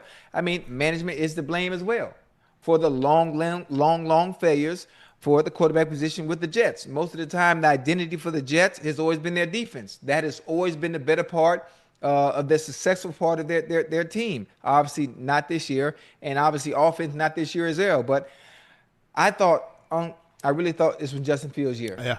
I thought it would have been his year. He had nothing to worry about. He had nobody eyeing over his shoulder. It was his team to win and his team to lose.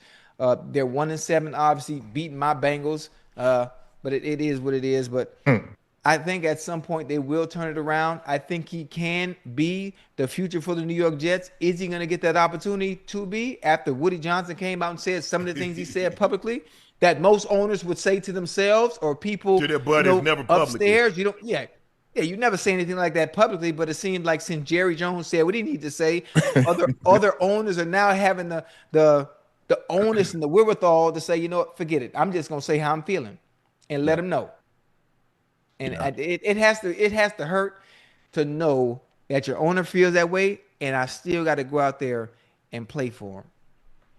What you thinking, Joe? Hey, look, I agree kind of with Justin Fields. I mean, you got other guys who done played for their franchise, man, quarterbacks, and they went off and played for other organizations, and they've been playing extremely well. So, therefore, yeah, you got to start up top with the organization and how things have been ran, because for whatever reason they hadn't been getting great outcomes. Obviously, Justin Fields played great this past week, but man, you hope he can build confidence from that and try to continue to play at an elite level. They got to improve the roster overall, Ocho. I mean, yeah, but that's hard, huh? You know how much time that takes. Well, hey, will they give Aaron Glenn the time? Will they give Aaron Glenn the time to improve the roster? I think because AG played there, I think he'll probably have a little long. I think he'll have a little longer, leeway than most. I don't want to say what we would normally say, a longer leash, because everybody say he so I just try to be politically correct. I think he'll have a longer opportunity to stay than probably most, because of his history with the organization and how well he's played for the organization and what he knows him personally. So yes, I do think he'll have a. But look, I don't care who you are. If your quarterback doesn't play well, it's hard for you to win in this league. Hey, it's hard. Very. But hey, Joe, situations matter. Situations on where you play and where you go and what's surrounding you is very, very important, Joe. Yeah, I agree. I can't think of it in basketball terms, but maybe Unc and Joe, you could probably relate to it.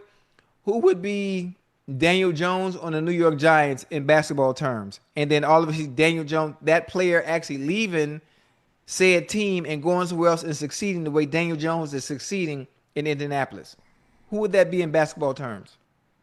Who would that be? Because Daniel Jones balling. I'm talking about killing it. Yeah, I'm trying to think. Let me see.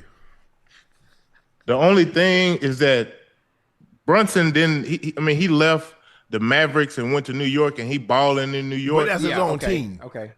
But that was it. Yeah, he was back. You know what I mean? Ain't nobody gonna overshine Luka. Not now. Yeah, he was backing up Luka, but he went off and obviously what he's doing in New York right now. Mm-hmm. But I'm trying to think who. Because they let Daniel Jones go. They just they let him walk on up out of there, didn't they? Yeah. And he ended up. He went to. Didn't he go to Minnesota for a year? What did Daniel go? Yeah, he was the backup. He was the backup in Minnesota. Went to Minnesota, then went on down to Indy.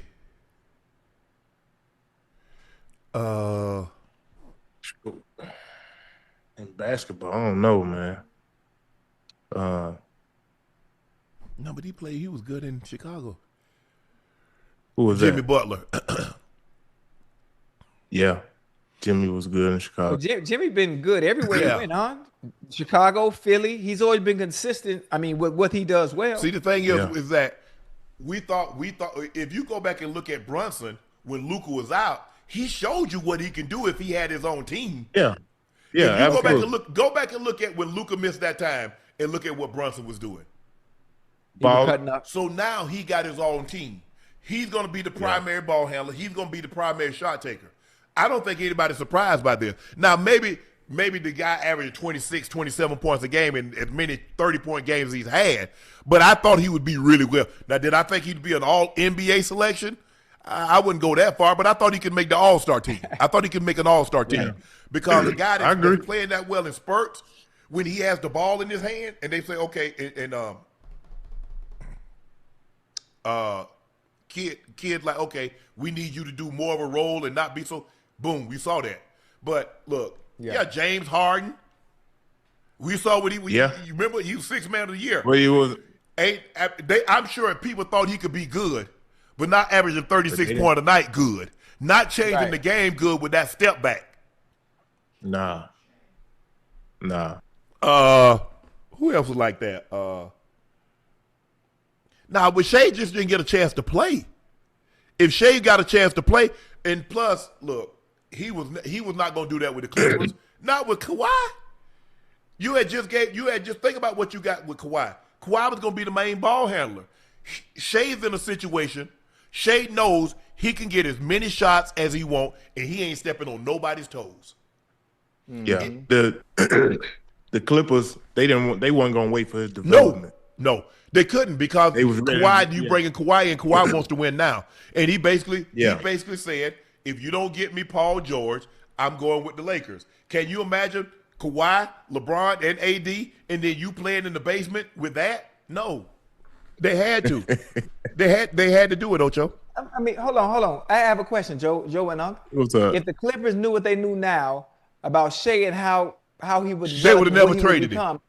They would never trade. Yeah. So how do you not see that? Because he wasn't. How do you not see he was that? a rookie, Ocho, and no rookie because you got to realize he wasn't the first pick in the draft. He wasn't AD. He wasn't Zion that you're running your offense through. So now he's in a situation. He's the offense. So there's no possible way. It's just like James Harden. Now, people thought James could be good because he was a great ISO player. When KD and Russ went to the bench, James Harden was sensational. But sensational is averaging 16 points a game. He averaged 36. He had games where he went like 30, 40 games. He's getting 30 a night. 60-point triple-doubles, 50-point triple-doubles. But he knows it's a lot easier to play, Ocho, if you're the number one. And you know you're going to get 12, 13, 14 targets a game. Right. I understand that, right? But the basketball heads that are in the Clippers organization, those that have been watching the game, scouts, GMs, and understanding you have an eye for talent. There's a certain thing that we can see. It's called the it factor. It's called the eye test. Even if it's not his team, you can tell when a player is going to be special. You can look at them, their game, their skill set, what they can and what they can't do. And when you look at Shea's game on both ends of the court, that's somebody that you say, this MF is special. Hey, Ocho. I'm not letting him go. I think the Clippers knew he was special. I seen Doc Rivers. Yeah, he was coaching the Clippers at the time. He said that was the hardest thing to put in the trade was to add Shea into that trade because he knew that Shea was going to be pretty good. Now, I don't know if he thought he was going to be MVP the man averaging good, 30. but he knew he was going to be good. And then on top of that, Unc and Ocho, you never know. Like for Shea, maybe that was great for his career because it probably put a little fire in him. On the show, You know what I mean? To be like, all right, they got rid of me. I'm going to show them. You know what I mean? And now he's playing at a level to where I don't think nobody's seen this, bro. He's a bucket. He's 30 points every night, give or take. I don't care. I don't care what happened. He going to have 30. And plus, Ocho, the biggest free agent available was Kawhi. Kawhi said, if you don't get me Paul George, I'm going to sign with the Lakers. Do you really want LeBron James, Kawhi Leonard, and AD in the building that you play in? Do you really want that to happen? Was that even possible? Yes, it was possible. Was that realistic? That was realistic. He was going home. Kawhi was going back to LA. I don't know. He didn't know what team yet, but he was going back to LA for sure. Okay. That's crazy how players, especially NBA players, can control where they want to go. They can pick and choose where they want to go. If they say I want to trade, I want to trade, I don't want to be here anymore, the team has no choice but to move them. Superstars. Well, you have to, because if a guy only has 1 year left on his deal, Ocho, and he's telling you, he ain't signing back in so many words, then you gotta trade him to get something back. You know what I mean? What doomed OKC was Kevin Durant walked out the door and didn't get nothing for him. Yep. Imagine if you could have traded him before. See, he walked out the door and you didn't get anything. Nothing. KD at his prime walks out of your door and you don't get anything for him. The same thing. Had the Clippers could have tried to play, the Clippers. The Pelicans could have tried to play hardball. But AT contract was coming up. Do you really want Anthony Davis to walk out of there and you don't get nothing for him? And you the Pelicans? Okay. Ain't nobody coming to no New Orleans. I'm sorry. It's a great city. I mean, the jazz and the food is amazing. But you're not getting superstars to come down to New Orleans. You're just not. So you don't have a choice. Right. Oh, that's crazy. So what do I do, Ocho? And like I said, yes, I think Doc realized that Shea was going to be good, but I don't know if Doc thought he'd be this good. Yeah, Coach Belichick, I agree. The reason why they kept Tom Brady, they kept 4 quarterbacks that year. Coach Belichick said with a little work, he thought he could be good. You thought he was going to be seven Super Bowls good? 15 Pro Bowls? You thought he was going to be the all-time leader in passes, touchdowns, wins, Super Bowl wins, Super Bowl MVPs. You thought he was going to be that good? Because if you did, you'd have took him in the first round. You wouldn't have took him in the sixth round. Exactly.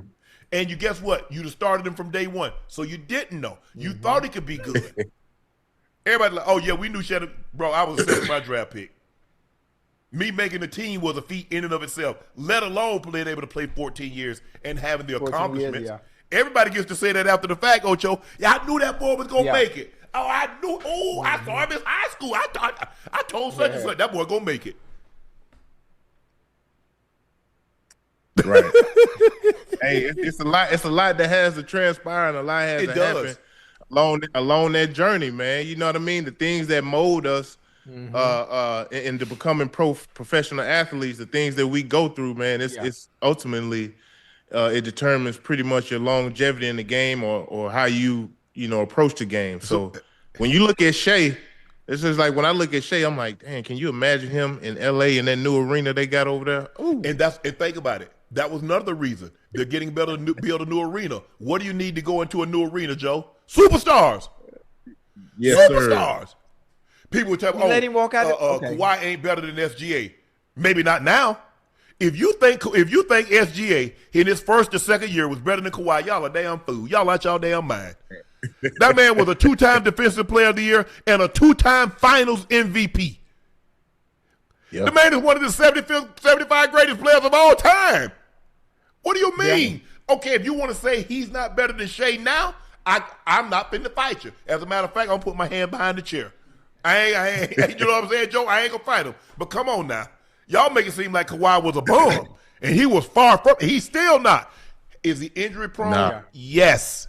Has injury robbed him of some of his best years? Yes. But to say that SGA was better at that time is just not true. Because I remember before Jaja Pacheep shot stuck his foot up under Kawhi, they had Golden State down by like 18. Yeah. Yeah. Kawhi was a great player. There's a reason why he's a 2-time champion. He's a 2-time Defensive Player of the Year. He can play both ends of the court, and he can play it well. But injuries have robbed him of some of his best years. Hey, how tall is Kawhi? Kawhi like 6'7". That's 6'7", yeah. Okay.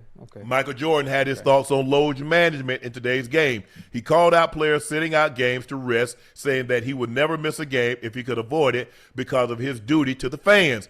It shouldn't be needed first and foremost. I never wanted to miss a game because it was an opportunity to prove. It was something that I felt like, the fans were there like they're watching me play. And I want to impress the guys up top who obviously worked their ass off to get a ticket and or get money to buy a ticket. Jordan also referenced his iconic flu game against the Utah Jazz in 1997 NBA Finals, where he pushed through illness in a pivotal Game 5. I was going to find a way to get out there, even if I was a decoy. Once I got out there, pushing yourself, you never know what happens, right? Absolutely. Yeah. I agree with you. Hey, look, I agree with him too. Man, I think that's why we love him so much, man. Just to see him sit there and kind of, let people know that load management wasn't cool back then. No, hell no. Unc and Ocho. They wasn't doing that, man. I mean, even in the DVDs I used to watch with the Come Fly With Me's and all that, he'll tell you like his thing was showing up for the fans, for the guy who may only get to see him play one time. That's all the money he could save up. Yeah, he was gonna show up and show out. So that's my GOAT, bro. Man, I enjoy seeing him break the game down. I know people thought it was gonna probably be a much live setting. Yeah, they thought he was gonna be actually talking about current players, but he's talking. He's giving it from his standpoint of his mindset of what he's thinking. He ain't gonna be actually talking about a player in particular, like Barkley and Shaq and Kenny and them. They actually break down the game. Perk and these other guys, they break down the game. That's not what he's doing. He's looking at it from a champion's mindset, the mindset that you have to have. And he said, I just couldn't do it. I couldn't miss no time. I couldn't miss a game because somebody paid a boatload of money to watch me. Right. He said, even the people that was booing me, I wanted them to see why you booing me. Right. Because I'm cutting your team, you know what. Right. And Ocho, you know in football, we could never – first of all, I don't know how you guys thought, Joe, but in football, we already know NFL not for long. You sit out a game and you might not, you miss a game, somebody comes in and you might not get that job back. Right. Hey. Yeah, you get Tom Brady. You see what Tom Brady did? He got in and 23 years later. Yeah. Yeah. NFL, you can't do that. I mean, I hated missing the game. Ocho, we'd have the thing play. I mean, my '96, we had the division sold up. We had home field throughout. And Mike says 84. I'm thinking about you've been dealing with some ankle injuries because at that time, Ocho, I had nerves in my ankle, had them frozen, deadened, so I wouldn't feel the pain if I twist my ankle or something like that. Damn. So he's like, you've been dealing with stuff 84. I just want you to sit out. Selfishly, I wanted to play, Ocho. Man, I'm trying to get 1,100 yards. I'm trying to get another touchdown. But I saw the bigger picture. But in a no. But you only got to understand, Ocho, we only playing 16. 16 games in the NFL is like one game in the NFL is like 5 in the NBA. Mm-hmm. Yeah. Hey, look, that fire really don't die though. Like if you're a competitor, you're a competitor. Always. And think about it. You heard MJ say, "Man, if I could take a magic pill right now." You see what I'm saying? Mm-hmm. Like he still love to compete. He's probably still wish he could get out there and play. Mm-hmm. You know what I mean? But I mean, like he say, he ain't willing to risk popping his Achilles to get out there. To get out there and play. Just on the golf course in cards. He's still competing. Don't let it fool you now. He can't. Hey, listen, a competitor is always going to find a way to compete.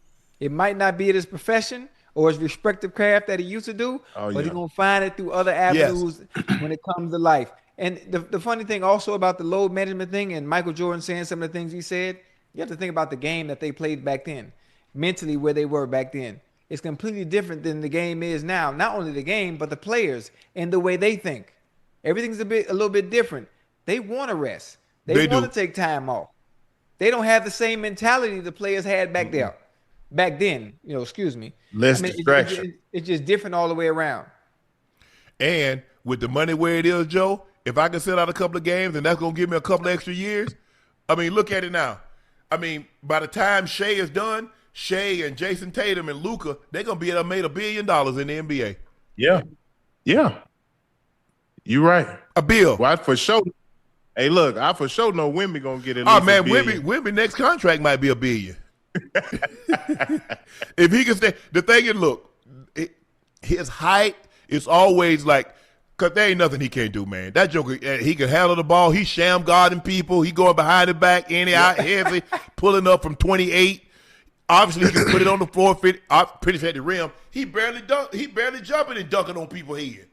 Man, listen, Unc and Ocho. Yeah, guys that big is not supposed to be moving like that. Yeah, He hold on, to be that tall, Joe, he twitchy as hell. Yeah. He twitchy. I'm talking about like Kevin Durant twitchy. And he's 5 inches taller than KD.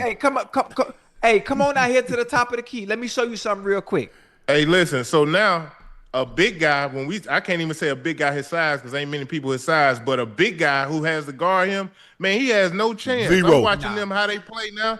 He's gotten stronger. His mentality is different. Mm-hmm. He going at his man, bro. Hey, all right, San Antonio like 5-0. They got a nice squad. Yeah. They got Dylan Harper coming off the bench. They got Castle. They got Vassell. They got a nice squad. Fox ain't even played yet. What we do? Now you know.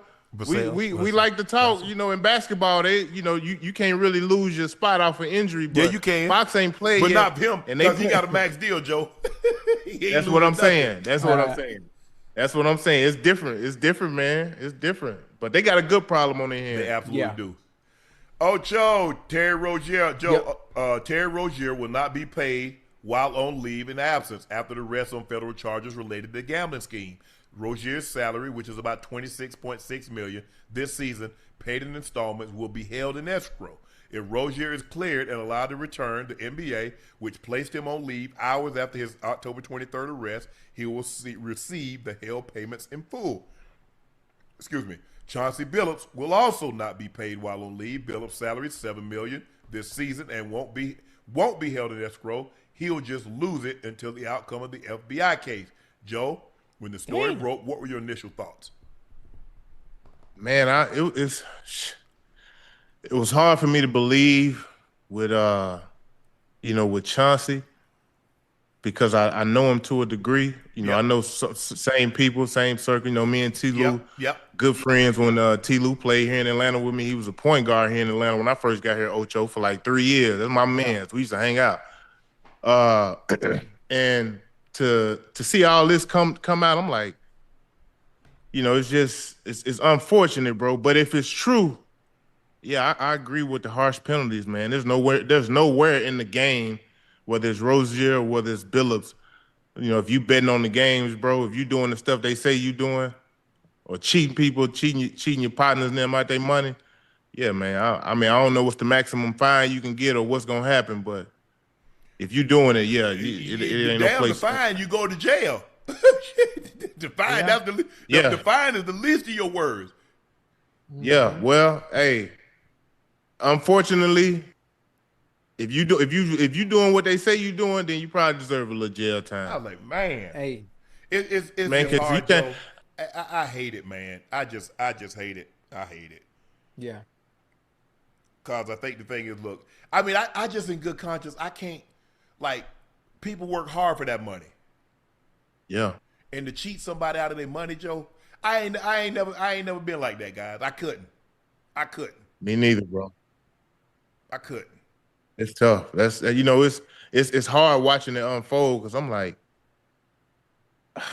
you saying you got X-ray, you got these rigged poker games, X-ray tables, X-ray glasses. Face down, Ocho, so now I can see what you got. So I'm betting. They say guys betting 100 blinds in the gutty, so you know what's coming. So that's why you betting. And dude thinking he got somebody thinking they got a winning hand. Like, oh yeah, I got a pair of kings, or I got 2 rockets up under here. Oh man, the whole time. Unc, and it's bigger. It's really bigger than what people understanding, right? When you in with them people like that, and it gets to that point where you the one bringing in the clients to use illegal stuff to get them, boy, you in over your head, man. You really ain't got no choice at that point. No. Honestly. So the only way out is for it coming to an end like this. This is the best thing to happen, honestly. That's why I don't really talk Once you in over your head like that. I don't talk. That's why you got to be careful. And they got you as the. That's why you got to be careful who you talk to. You having an innocent conversation, but they getting all the information that they need. Man, Carson. I don't even think Carson gonna play this week. Carson ain't practiced yet. You just having an innocent conversation. Man, I don't think smooth ankle. I saw smooth ankle this morning, and that thing was big as a ball. Man, that's why. Hey, I don't play around like that. I had a dude ask me, said, "Man, look here, man. I want to get this car. I'll give you the cash. You go pay for it. Put it in your name." Shit. No, sir. When he gets squeezed, what he gonna do? Right. You know what he gonna do. Nah, I'm good, cuz. Yeah. But look, I ain't no gambler like that. Like I like the friendly competition gambling, but man, when it get to the point to where you having the old people out, nah. And I read the paper. They said Rozier had a lien on his house. How you gonna lien on your house? And they say at this point in time you had made $169 million in NBA salary, but you got a lien on your property. You can't lean on nothing. You better lean on this coffee table because they got books up on it. That's the only thing you can lean on. It's gonna fall. But you ain't finna put no lien. Come on, man. Listen. The NBA did an investigation. Now, what we don't know, they said, but like Adam Silver said, they don't have subpoena power. They don't have the ability to threaten somebody to send you away for a long period of time. You got a wife, you got kids. Hey, your kids will be graduated by the time you get out.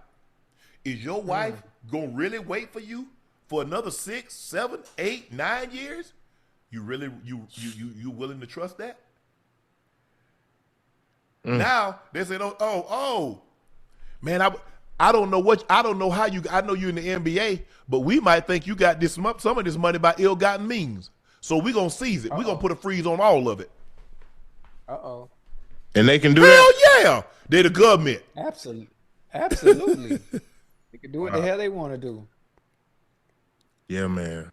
It's the timing of all of it is kind of crazy too. It's like right before the season. It's like, hold on.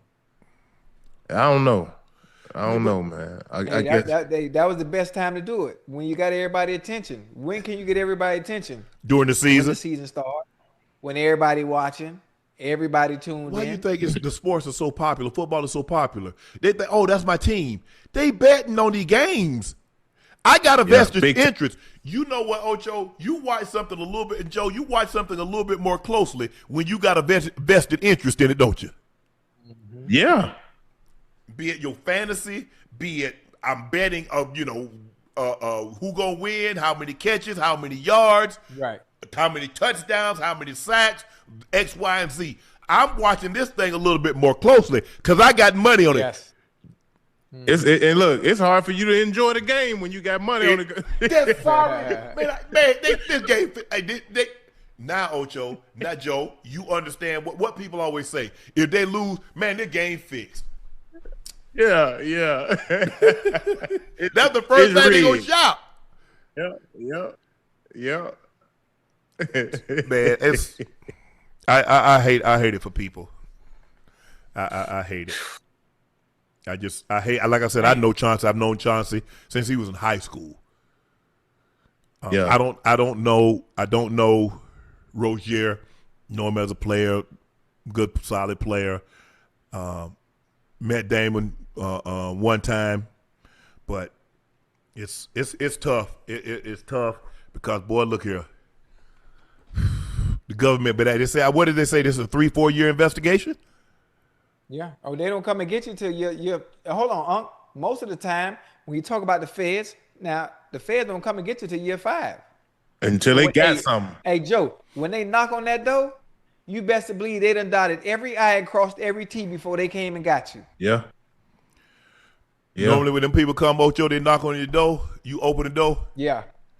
Invite them in. You like something to drink?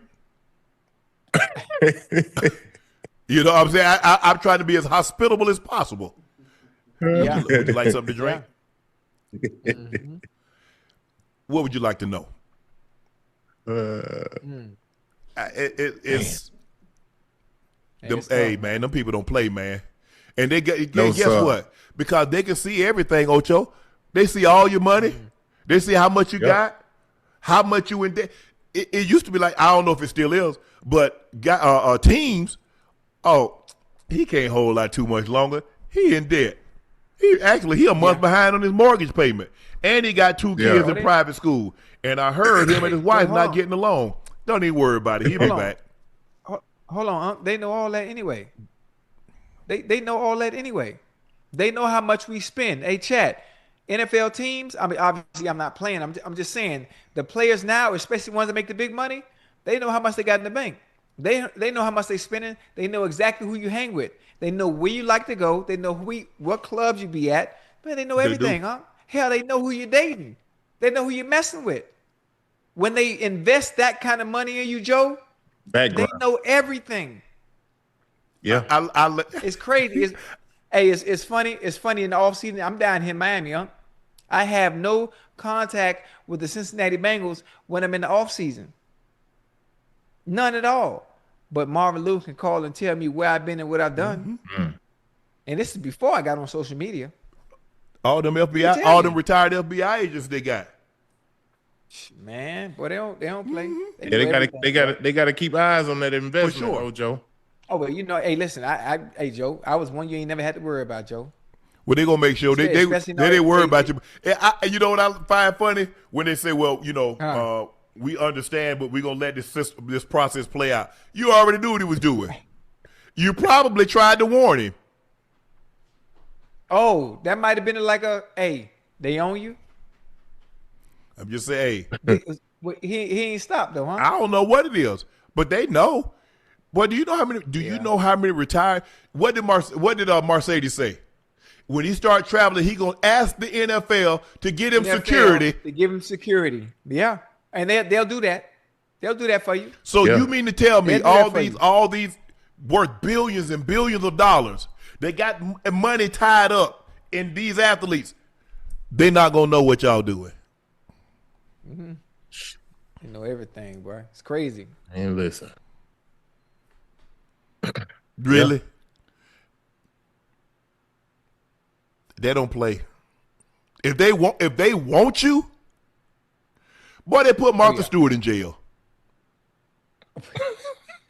that insider trade. Yes. And she should have just held on to the stock because she sold the stock and it was worth more after she sold it. She should have kept it. Right. They put Leona Helmsley in jail. She was worth more money than Martha Stewart. She said only poor people pay taxes. They don't worry about it. Well, you poor now. Come on down here. And the people don't poor. They go, hey. When they want you, they get you. Yes, sir. Yeah, man. I pay them their money. I overpay them. Send me a little something. Send me a little something back. I don't want to be short. Anthony Davis came into the game against the Pacers with a reported bilateral Achilles tendinopathy. He has Achilles tendonitis. Who? Achilles tendonitis. Hold on. Who is that again? AD. Who they said? Hey, not LA Laker, former LA Laker AD. The Mavs inexplicably let him play. AD looked like he stepped hard on the ground and started limping instantly towards the bench. He exited the game, went to the locker room, and did not return. Them type of injuries there, man. You don't play with Achilles, calves, them little knickknacks. You don't play with that. Yeah, you don't play with them. Nah, at all. They get all these fancy names. Instead of saying tendonitis, they get all these names because tendinopathy. That's what Kawhi had. He had quad tendinopathy. Yeah. Yeah. Okay. That must be that's the scientific name, huh? Yeah. Hey, I'm telling you, I could work with all them boys, Joe. They wouldn't be going through none of this, but don't nobody want to listen to me. Don't nobody want to listen to me. Yeah, they don't, Ocho. They don't want It's all. Listen, it's all good. It's all good. You just, I mean, they said he was grabbing it bad. Say it didn't look good. Well, normally he limped off, so I don't think. Well, not probably strained it, but damn, maybe a strain. Mm-hmm. But what we in game what? 6, 5, game 6, game 4, 5. I was dumb. I ain't know no better. Man, I had tendonitis. I let them shoot it up. In my Achilles. Did you? In college. Nah. Damn, huh? Nah. I had it. I caught Achilles tendonitis. I was playing in Miami. Ocho. First round of. If they told me, Joe, hey, we can put some medicine in it, put it in there. Woo. It wasn't nothing to shoot that thing up. Hey, there was not a body part that I would not let them shoot up, Joe, to play. I'm going to tell you the worst one, though. Oh, to play. I thought you were talking about, okay, my bad. Yeah, to play. I had to play. I caught turf toe to where I couldn't practice. I couldn't do nothing, Unc and Ocho. Like, the only thing I could do was play, and I had to get shot up in my big toe before every game. Oh, my God. Yeah. The worst pain. Before every game? Before every game. We went. It was in the playoffs, Ocho. We won 7 games. Okay. 7 games, I had to get shot in that foot. Oh, man. That's the worst pain, bro. My brother had that same thing. He ended up having to have surgery on his, though, Joe. He didn't practice. He ended up having to put a plate in there so his toe wouldn't bend like, because the toe bend. So they put that steel plate in there so it wouldn't bend. But he had to get it shot up every game, and then after the season, he ended up having surgery. Basically the same surgery that Joe Burrow had. And Joe Burrow missing that time. My brother had that exact. Yeah, but that's painful. Yeah, oh yeah, that's painful. But that's what people like, man, what, bro? Because I done had shoulders and ribs and ankles and Achilles. Like I said, Joe, I ain't know no better. Yeah, I know, man. You know what? And you learn how to take care of yourself through your own. But I'm trying to That's play, what I tell man. people. I'm trying to keep Maryport out of poverty. I'm trying to make sure my kids. Man, look here. I'm shooting. Damn, Dad, I'm shooting it up. Yo, AD. That time, that was the first time I had ever been, because I had never been injured. This was in college. I had never been injured before. So, and this is my senior year. Man, scouts coming Ocho, and I'm sitting up on the bleachers. Yeah. Man, doctor said we won't go in there, but we can put some medicine in it. It'll calm it down. He's like, let me get that. I'm with it. Shoulders, ribs, like tore some rib cartilage. What's that? Right here. Went to catch a pass over the middle, Ocho, and to brace, because I knew the hit was coming. It popped. My rib popped out. He didn't even hit me. It's just I braced so hard because I knew it was coming. Yeah. Right. Man, you talk about painful. I let him shoot me up for like 2 weeks. Then I said, "No, I can't do that. I can't do it no more." That hurt so bad, man. Woo. Hey, all right. Hey, all right, Sharpie, take a deep breath. Hey. Because that adrenaline only gonna get you so low. It's only gonna get you so far. Yeah, only man. so far. And once it come down, it's over with. Mm-hmm. Absolutely. Both shoulders. Shot both my shoulders up, Ocho, for like 3 weeks. I'm talking about during the week, Ocho, I couldn't even lift my shoulders up like this. They put that medicine in there. By 10 minutes later, you do a jumping jack. Hey, man, look, everything was wrong with you. Ocho, ankles, knees, hips, shoulders. Didn't I tell you I had the nerves dead in my ankle so I wouldn't feel no pain so I could go out there and play? Woo! They look, Shannon, you might have some issues.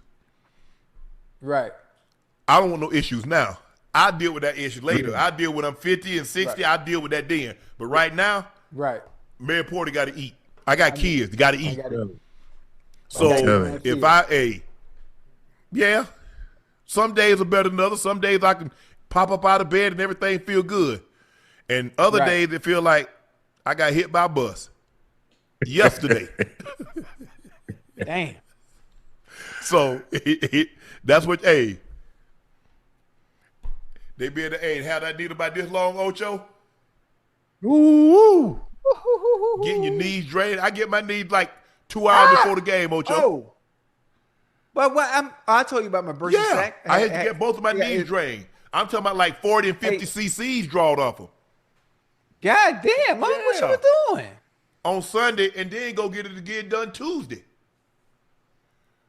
Damn. Oh, man. See, especially in season, it's hard to keep it down. It is. Because guess you running on it, you falling on your knees. Yes. And then I had I think it's my left knee. If I fell on that knee. Right. Oh, they getting 50 cc's Monday morning off it. Yeah. And it's so funny. I don't know what happened. I had the birthday sack from when I played in the flag football game out there in London. Because I hit the ground. I hit the ground real hard. And 2 days later, it looked like I'm talking about huge. It was huge. And it's still been going down. It's been 2 weeks now. I got on the plane to go to Atlanta the day before yesterday, and it was fat that morning. It was still a lot left. I got on the plane and touched my leg, and half of it was gone. It's on your knee? Yeah. So I thought I'm not sure. Listen, I don't know. I don't know if it had to do with anything with being in flight or altitude or anything, but most of it was gone. So now it's just a little bit left. Sometimes they'll take it out, Ocho. The bursa. What? They can take it out. Nah. I had it. I had one out that got somewhat infected. Yeah. Caught a pass in Kansas City. Hit it, split my elbow open. I ain't know nothing. Ocho, I ain't know we playing. I'm just playing. I said, Greek, I got a little hit my elbow. He's like, come back here. Let me take a look at it. I said, Sharpie, this ain't good. So they cleaned it out. They packed it with gauze. Yeah. And then the next day, it's a good thing that we ended up having a bye week. Couldn't go nowhere. Damn. But man, they had to keep it flushed because they say, Sharpe, if that thing gets infected, that ain't what you want. You don't want no you don't want no staph infection, Sharpe. And that I ain't know no staph infection. What I had never heard of a staph infection. Yeah. But man, I've been some stuff to get on field. That's why people are like, oh, you don't know what you do. I don't put my body through some stuff. All right, Ocho and Joe, time to play or fade presented by Prize Picks.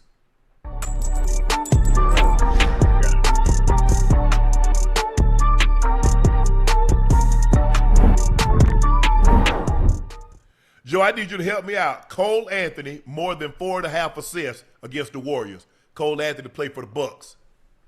Hold on, is he starting though? It don't matter. He gonna just feed the ball to Giannis. I know, but I think he been playing well. Playing great. He had 10 assists the other night. Yeah, I know. That's how they get you too. That's how, hey, that's how they get you. He's starting, Joe. He starts. Oh, he's starting. Yeah. I give him. So he basically got to get 5 assists in order to win. Talking about that's it, like 5 assists between Giannis and Snell and Miles Turner. I know it sounds good. Huh? It sounds real good. Who they playing? Golden State. When is this? Thursday. Golden State.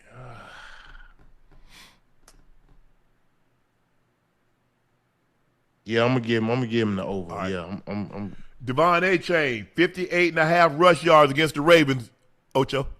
Tomorrow night, absolutely. Absolutely getting 58. I'm gonna be there. Everybody been running up and down and through him. Like a hallway. Up and down through him. That's what it's gonna be like tomorrow. So he gonna get 59 yards rushing. Yeah. All right, we're gonna take the over on that. Rashad Bateman, 31.5 yards receiving. I don't know where he been. Okay. They ain't been throwing him the ball worth a damn. Lamar been hurt, huh? Lamar been hurt. Now when Lamar's in there, then the offense is able to function, in the right way. Everybody get to touch the ball. So he gonna get 32 yards. Now I don't know about all that, but that's on you.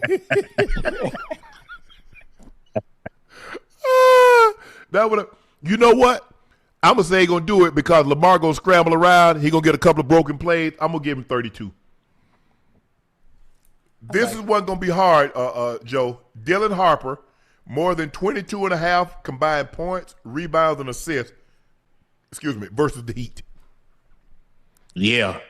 Hey, man, I don't know if y'all been paying attention. Oh, he balling. I know we talk about Wemby, but this rookie right here, Dylan Harper, man, nice. And you know what it is, Unc and Ocho? He ain't forcing the issue. He's been super efficient, and he getting numbers, 14, 15 a game, probably about 5, 6 assists. Like, he balling. Yeah. I say yeah. All right, we're going over on everything. $25 to win $150. Download the app today. Use code Shannon. That's code Shannon to get $50 in lineups after you play your first $5 lineup. It's good to be right. All right, we're going to get out of here on this one. It's time for our final segment of the evening. It's time for Q&A.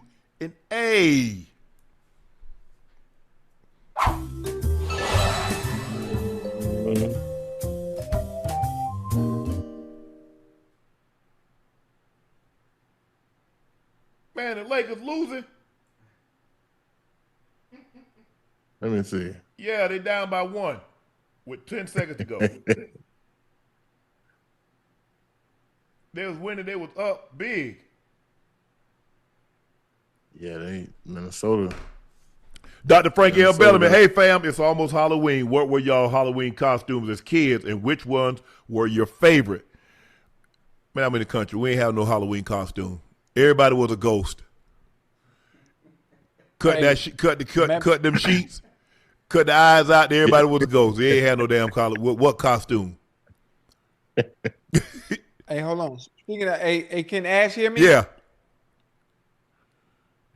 Ash got to put this Halloween costume up for me real quick if she can. Hold on, I'm gonna send it to her. Hey, I was Beauty and the Beast with my daughter Joe and Unc. When was it? I'm talking about it was here in Miami, but it was the full. How do I say? It was the full costume, like the full character costume. Dog, hey Unc, it was so raw. Hold on, I'm gonna see in the ass see if asking how long it take Ash to put it up if she can.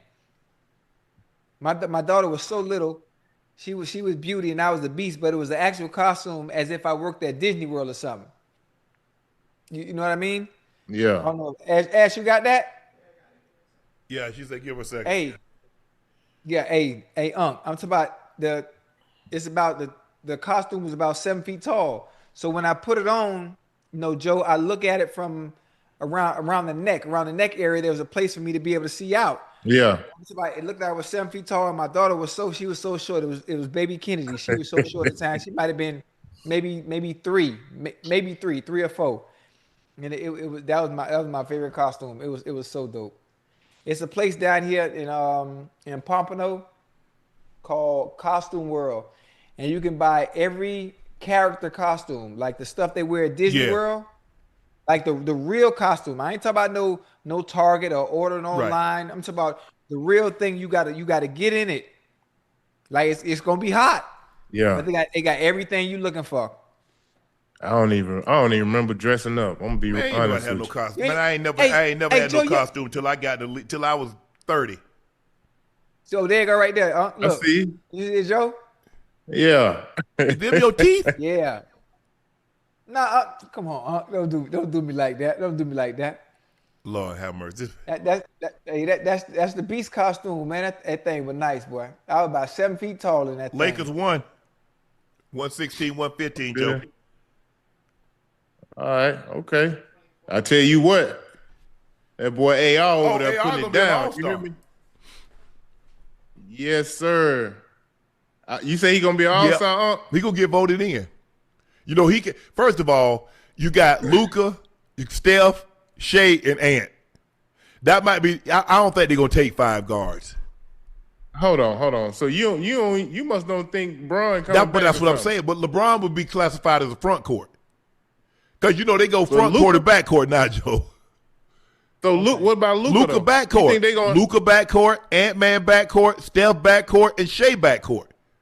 So you think the Lakers gonna have 3 guys in the I think they could. Game? How good is their record gonna be? That's what's gonna be the tell. But man, like I'm talking about for negotiation purposes at the end of the season. Oh, he getting whatever he want at the end of it. Doesn't matter all-star or not. He gonna get what he want, Joe. Yeah. Nah, look, this impressive though. This Austin Reeves, this impressive what he's doing. Hey, I just saw that. You saw the last shot he just shot, Joe? Who? Austin Reeves. Nah, he didn't. You know what? It's like tonight, he didn't have a great shooting night. He was 9 for 24, but he had 28 points, but he had 16 assists. Yeah. He was 8 of 23. Last shot. Now he's 9 of 24 because he made the last shot. Oh, did he? Yeah, he won the game for him with 6.6 seconds ago. But my thing is, if your shot ain't falling, man, can you do something else? The man out here, he dropped 16 dimes, bro. That's why I tell a lot of these young cats. I tell a lot of these young cats who want to improve on their game, man, you can't just be no scorer, bro, because if your shot ain't falling that night, what else can you do for us? Man dropped 16 assists. Sheldon Pope said, I just read Allen Iverson's book, and ISO, you played in the league with him. How was it seeing what he went through with the media, and how did you feel when they changed the dress code for the NBA? Man, I hated the change in the dress code. Man, we used to pull up to the plane. I'm talking about you get right off the bus, step right onto the plane. You ain't have to do no security check. They ain't do none of that. When I first came to the league, you could wear your warm-up suit, and then all of a sudden, man, they was searching for everything. Now you got to wear a suit coat or a suit. Like the change was pretty drastic, man. But AI paved the way for all of us. You know what I mean? Like you can still see his imprint in the league now. I mean, in some of our mega stars, like Shea, who was, who looked up to AI, got the cornrows. You know what I mean? Like he left a mean imprint. Man, AI started with the sleeve. That guy ain't no. AI had a burster. That's why he wore the sleeve. Oh yeah. Control. Everybody else got the sleeve on just because it looked cool. Yeah. They don't know he really had to have surgery on his elbow. Yeah, he did. He went to I had elbow surgery too. He went to Andrews. James Andrews down in Birmingham, Alabama. Yeah. So yeah, he changed. I mean, tattoos. Everybody got tattoos now. Like everybody got tattoos, cornrows, or tattoos and dreads. you got one. I'm trying to think. Right. I'm trying to think of a brother that don't have no tattoos.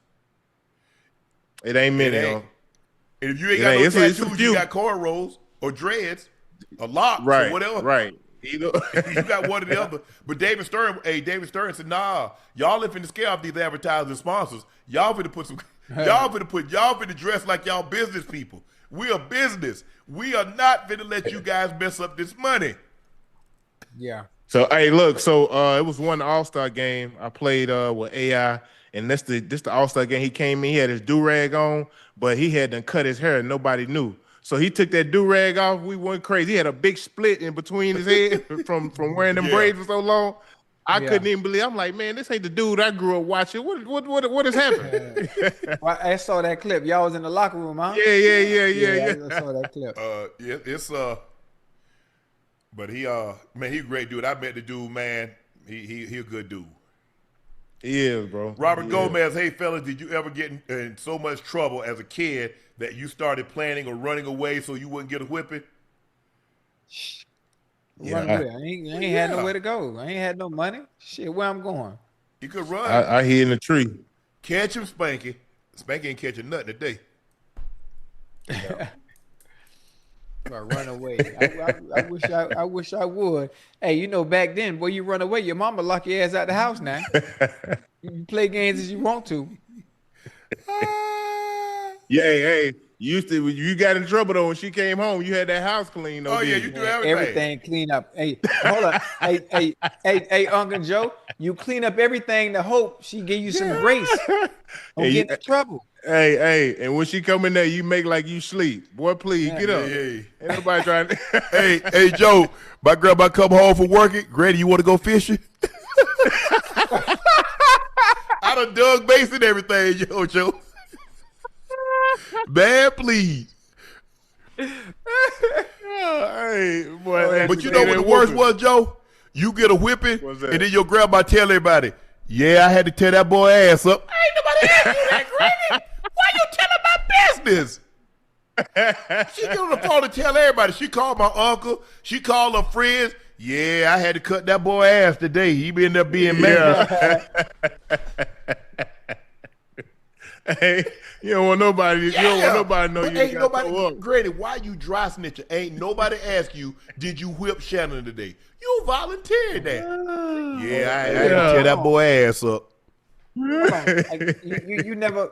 I'm not sure, Joe, how it was when y'all grew up, but when we had a family function or people came to my grandma's house, she would have those Eastern Star meetings. Yeah. My grandma was Eastern Star. She had them Eastern Star meetings, and everybody come over, and here she go calling me to come out here, introduce. Boy, show him the little dance you used to do. Show him the little dance you learned. And I'm like, come on, grandma. And she, she talking nice, and I'm like, I'm rejecting wanting to do the dance, and she get like, boy, if you don't show these people the dance you've been working on. Yeah, hey, talking with a teeth shut. Oh yeah, ventriloquist. That we call ventriloquist. My grandma, be talking and don't move. Not one, nothing move at all. You treat me like I'm some little circus animal. Got me out here in front of all these ladies, man. They got on the all white, man. Talk about show them the dance. Hey, you know when people start talking when they talk between their teeth, I'm gonna cut your ass when you get home. I just start crying. Hey, look, that's my grandma in church, boy. Hey, yeah. He played. El Prey said, Joey, how was your mental experience during your recovery? What were the adjustments you had to make to incorporate yoga into the healing process? Well, so when I got, is he asking how did I get into yoga? Yeah, no, he said help now that you went through it and everything. So how you get ingratiating yourself back into the process? Oh well, I go to yoga 3 times a week because I'm trying to get that range of motion back in my leg. Mm-hmm. So I gotta let that heat penetrate it and loosen it up. But I'll be back in business, man, probably by first of the year. Meaning like I'm at about 125 degrees. Okay. We walk around at like 130, 140 degrees. So I'm at like 125. So I'm close to normal. So I think the yoga is definitely helping. Like I got red light therapy and cryotherapy in my studio, Unc and Ocho, so I use it on the regular. Yeah, I ain't playing. Hold on. You got that in your house? Nah, I say that in my yoga studio. Oh, you got it in the yoga studio? Yeah. Hey, Joe, hey, Joe, Joe, you got a little money, boy. Look. Hold on, chill out. So I took what I used to do in when I played in the NBA. Yeah. I used to do the red light therapy. I used to do the cryotherapy. I just took it into the yoga world. Right. And it just kind of worked for me. Oh, okay. You got But that. yeah, You that's got that what I'm doing. cryo, huh? Come on, man. Come on. I got to get back right. Man, that cryo, man. That Hey, thing. look. Whew. That little 2 minutes. That thing. Hey, it's 3 Ain't minutes. no Isn't it joke. 3 minutes? Yeah, you can go a minute and a half. You can go 2.5. But like it's got different Yeah. settings. But yeah, it's the 3 minute. You do that 3 minute. I feel like you're enough for 15. Boy. Man, Joe. Damn. I did. Let me tell you what I did. I did it twice. You know, you're only supposed to do it once a day. I did it twice. Yeah. Joe, my In body one day? locked up. Yes. Because you burn. No, you it didn't burn calories. But I'm saying it was like I was dehydrated. Yeah, what I'm saying is, so when you do cryotherapy, all the blood rushes to the center of your chest. Yes. All your blood rushes to the center of your chest, and it's like a workout. You burn calories. Yes. You can burn your crazy body calories because it's trying to heat up. That's why you burn more calories in the winter than you do in the summer, because your body is rushing so hard to keep you warm. If you notice, Ocho, when people get cold, what do they start doing? Shivering. That's your body trying to generate heat to warm you up. So that thing is minus 180. Man, I said, well, you know what? I did it like at 10 o'clock, 10:30, then went back at like 6.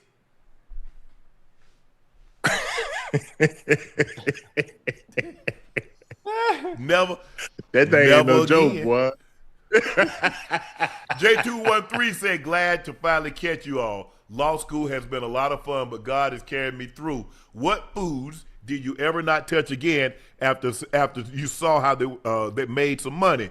I can't touch spam ever again. Chitlins. Sardines. It was pig feet. Pig feet. I eat pig feet again. I fry some spams. Hey, I let somebody get some toast. You make some toast, fry that ham, that spam. I eat spam right now. Yeah. I ain't messing with no sardines. I ain't messing with nobody's chitlins. Well, I eat chitlin. Hold on, you won't eat no chillin', but you'll eat raccoon. I sure will. And you gonna eat some too, because I got a guy. I done found a guy in New Orleans that's gonna make us a raccoon stew. Me, you, and Joe. Listen, I'm gonna eat. Listen, I eat anything. You ain't got to worry about me. I'm gonna try it. That's all we gotta do, Joe. We gotta try it, Joe. Unc, Ocho, and ISO adventure. We gotta eat everything. See, we gotta eat. We gotta eat mountain oysters. Ocho, you and Joe gotta try bull dick and onions. Y'all gotta try all that pig. Whoa. Time out. Man, what's going on? Hey, listen, I try the onions. That's about it. Joe. I ain't even trying that. Listen, man, come on now. Hey, people thought I was lying. Go Google it right now, Ocho. Type in on Google and see what come up. You gonna see it. And this people eat this. Yeah. I ain't heard of this one. I'm from some country. I know some country folks, man. Ask your grandma. Your grandma still alive, Joe? Yeah. Ask her. My grandma 84. Yeah. Absolutely. I see how you try to slide that one in. Yeah, but you eat pig ear, pigtail. Nah, I don't eat pig ears. You ain't never had no pig ear sandwich? I had them. Okay. I just can't I don't know if it's how they was cooked, but I can't get. You know what I mean? Like look at Ocho. Yeah, it's kind of like the what's the pig intestine stuff. You talking about hog maw? Nah, the stuff we were just talking about. Yeah. I can't even get past the smell. Yeah, the smell bad of that. What about hog? You ever had the hog head cheese? No, I ain't had that. Oh, Lord. So I guess you ain't gonna have no tripe. What about tongue? You ever had the cow tongue? I've seen it. Lord have mercy. Yeah, I'd have had a little cow tongue. I'd had a little cow tongue, little chocolate covered ants.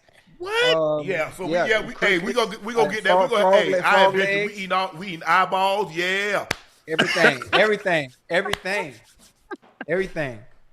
Josiah Chuang said, "Ocho, let me be your tech guy. I'm being serious." Hey, boy, listen, man. If you know anything about computers and Sony cameras, I can show you it because I can't get my. I'm using my laptop camera right now. Hey, Joe, it's still clear? It's clear a little bit? You make it do. We make it do. Okay, but yeah, man, I don't know. But I was in Best Buy. The Geek Squad ain't know what to do. The lady working in the camera section, she sat there with me for 3 hours, Joe. Sat there for 3 hours. I bought a new 13-inch computer because I thought that's what it was. Get a new computer, new camera. No, it still didn't recognize it until they tried something called a cam link. And we did the cam link, and the computer was able to recognize the camera with the cam link once I plugged it into the port. But then the Elgato, it keeps shutting off the night. So now I'm still right back at square one. We're gonna have chicken feet, chicken neck, chicken gizzards. Okay, gizzards. I know some gizzards. Hey, I like gizzards I eat them too. too. Gizzards good. Jay just said, how you deal with Ocho, man? What happened? Everything.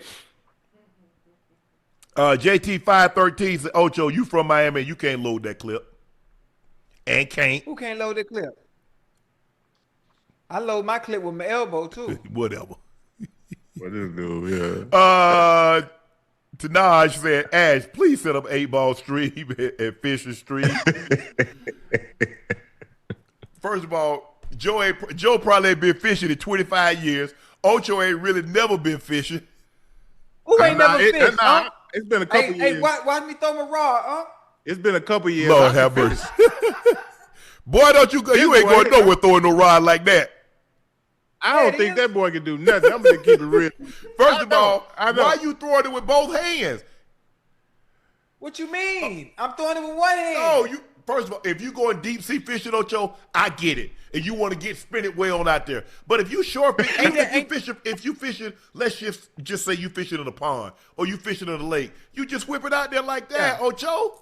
Oh yeah, because that's a little pole, but I got the big pole because I'm thinking we were deep sea fishing.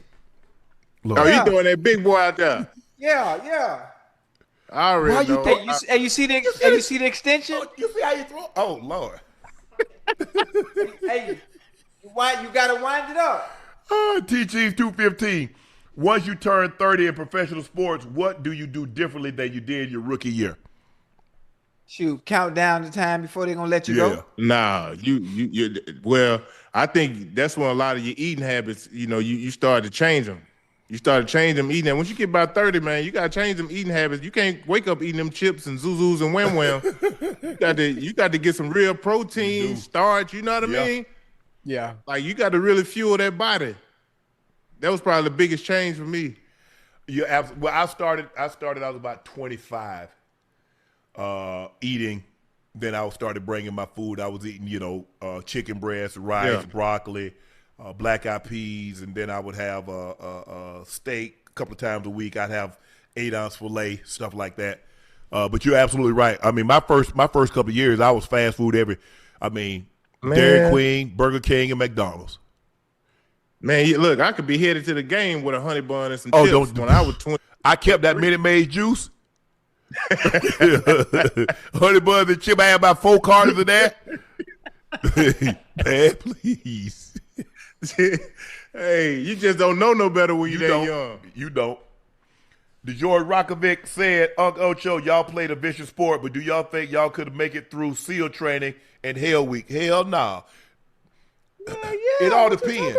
It all depends. See, that ain't really something I really aspired to do. Now, what I aspired to do, Ocho, was be a professional football player. So now if you say, okay, Shannon, that's not an option, football ain't an option, and I set my mind to it, you damn right.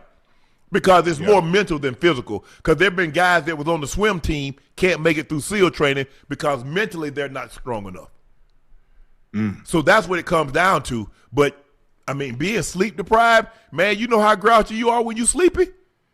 Man. And they got you going on 2-3 hours of sleep a day. Hey, Ocho, I'll be walking there ringing that bell. I see y'all. Ding, ding, ding, ding, ding, ding. I'll let y'all later.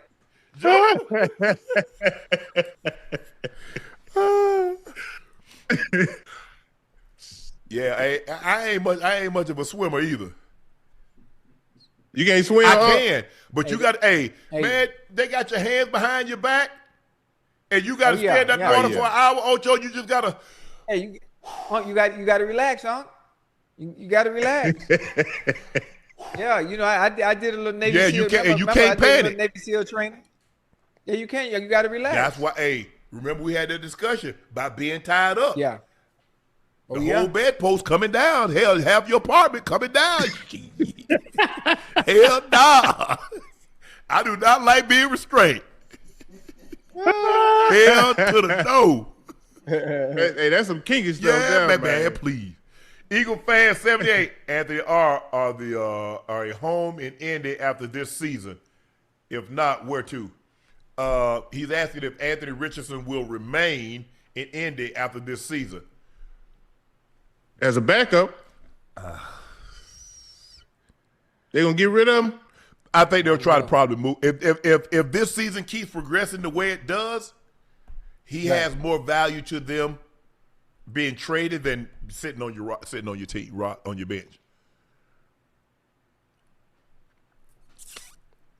Because you're not going to guarantee that 5th-year option, Ocho. That's not you're not doing that. Obviously not for that kind of money. No. Tino Davis said, Unc and Ocho, my uncle passed away today due to congestive heart failure. He loved y'all to death from the NFL to Nightcap. Nowadays, any words would be helpful.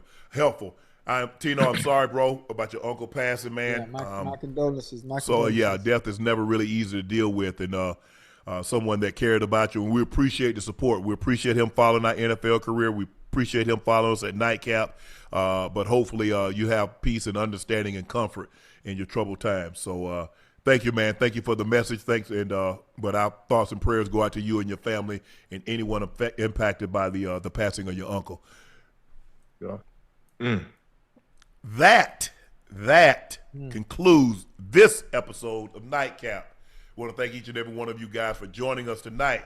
As you saw, AR Kobe of the Ozarks hit a walk-off shot. The Jays, Toronto Blue Jays, are 1 win away for winning their 3rd World Series championship. We'll see if the Dodgers can keep this thing alive and force a Game 7 going back to Toronto. Please, y'all know me. I'm your favorite Unc, Shannon Sharpe, and my partner and co-host, Liberty City's own, Bengals Ring of Fame honoree, Pro Bowler, All-Pro. That's Chad Ochocinco Johnson. And the 3rd member that joined us on Wednesday night, he's an University of Arkansas alum, University of Arkansas native. That's him, 7-time All-Star. Atlanta, Jersey, Phoenix, Miami, Utah. That's ISO Joe Johnson. Joe, thank you, man. Appreciate you. Thank y'all, man. Make sure you hit that like button. Please make sure you hit the subscribe button and go subscribe to the Nightcap Podcast feed wherever you get your podcast from. Thank each and every one of you for your support and your continued support. Make sure you check out Shea by Laportier. We have it in stock, but if you can't find it in a city or state near you, order it online. LaportierCognac.com, and we'll ship it directly to your door. Please drink responsibly and stay safe. Go follow my media company, Shay Media, on all of its platforms, and my clothing company, 84. That link is pinned in the chat. We want to thank Marcedes Lewis for joining us, tight end now for the Denver Broncos, playing in his 20th season. He said this will be his 20th and final season. That's a long time to play in the NFL. I played 14. Ocho played 11. Joe, how many years you played in the NBA? 17, 18. They count the 18 because of the 10-day that I did with Boston, but 17. Okay. So that's you understand that's a long time to play. That's and he at the point of contact. So he ain't backside on nothing.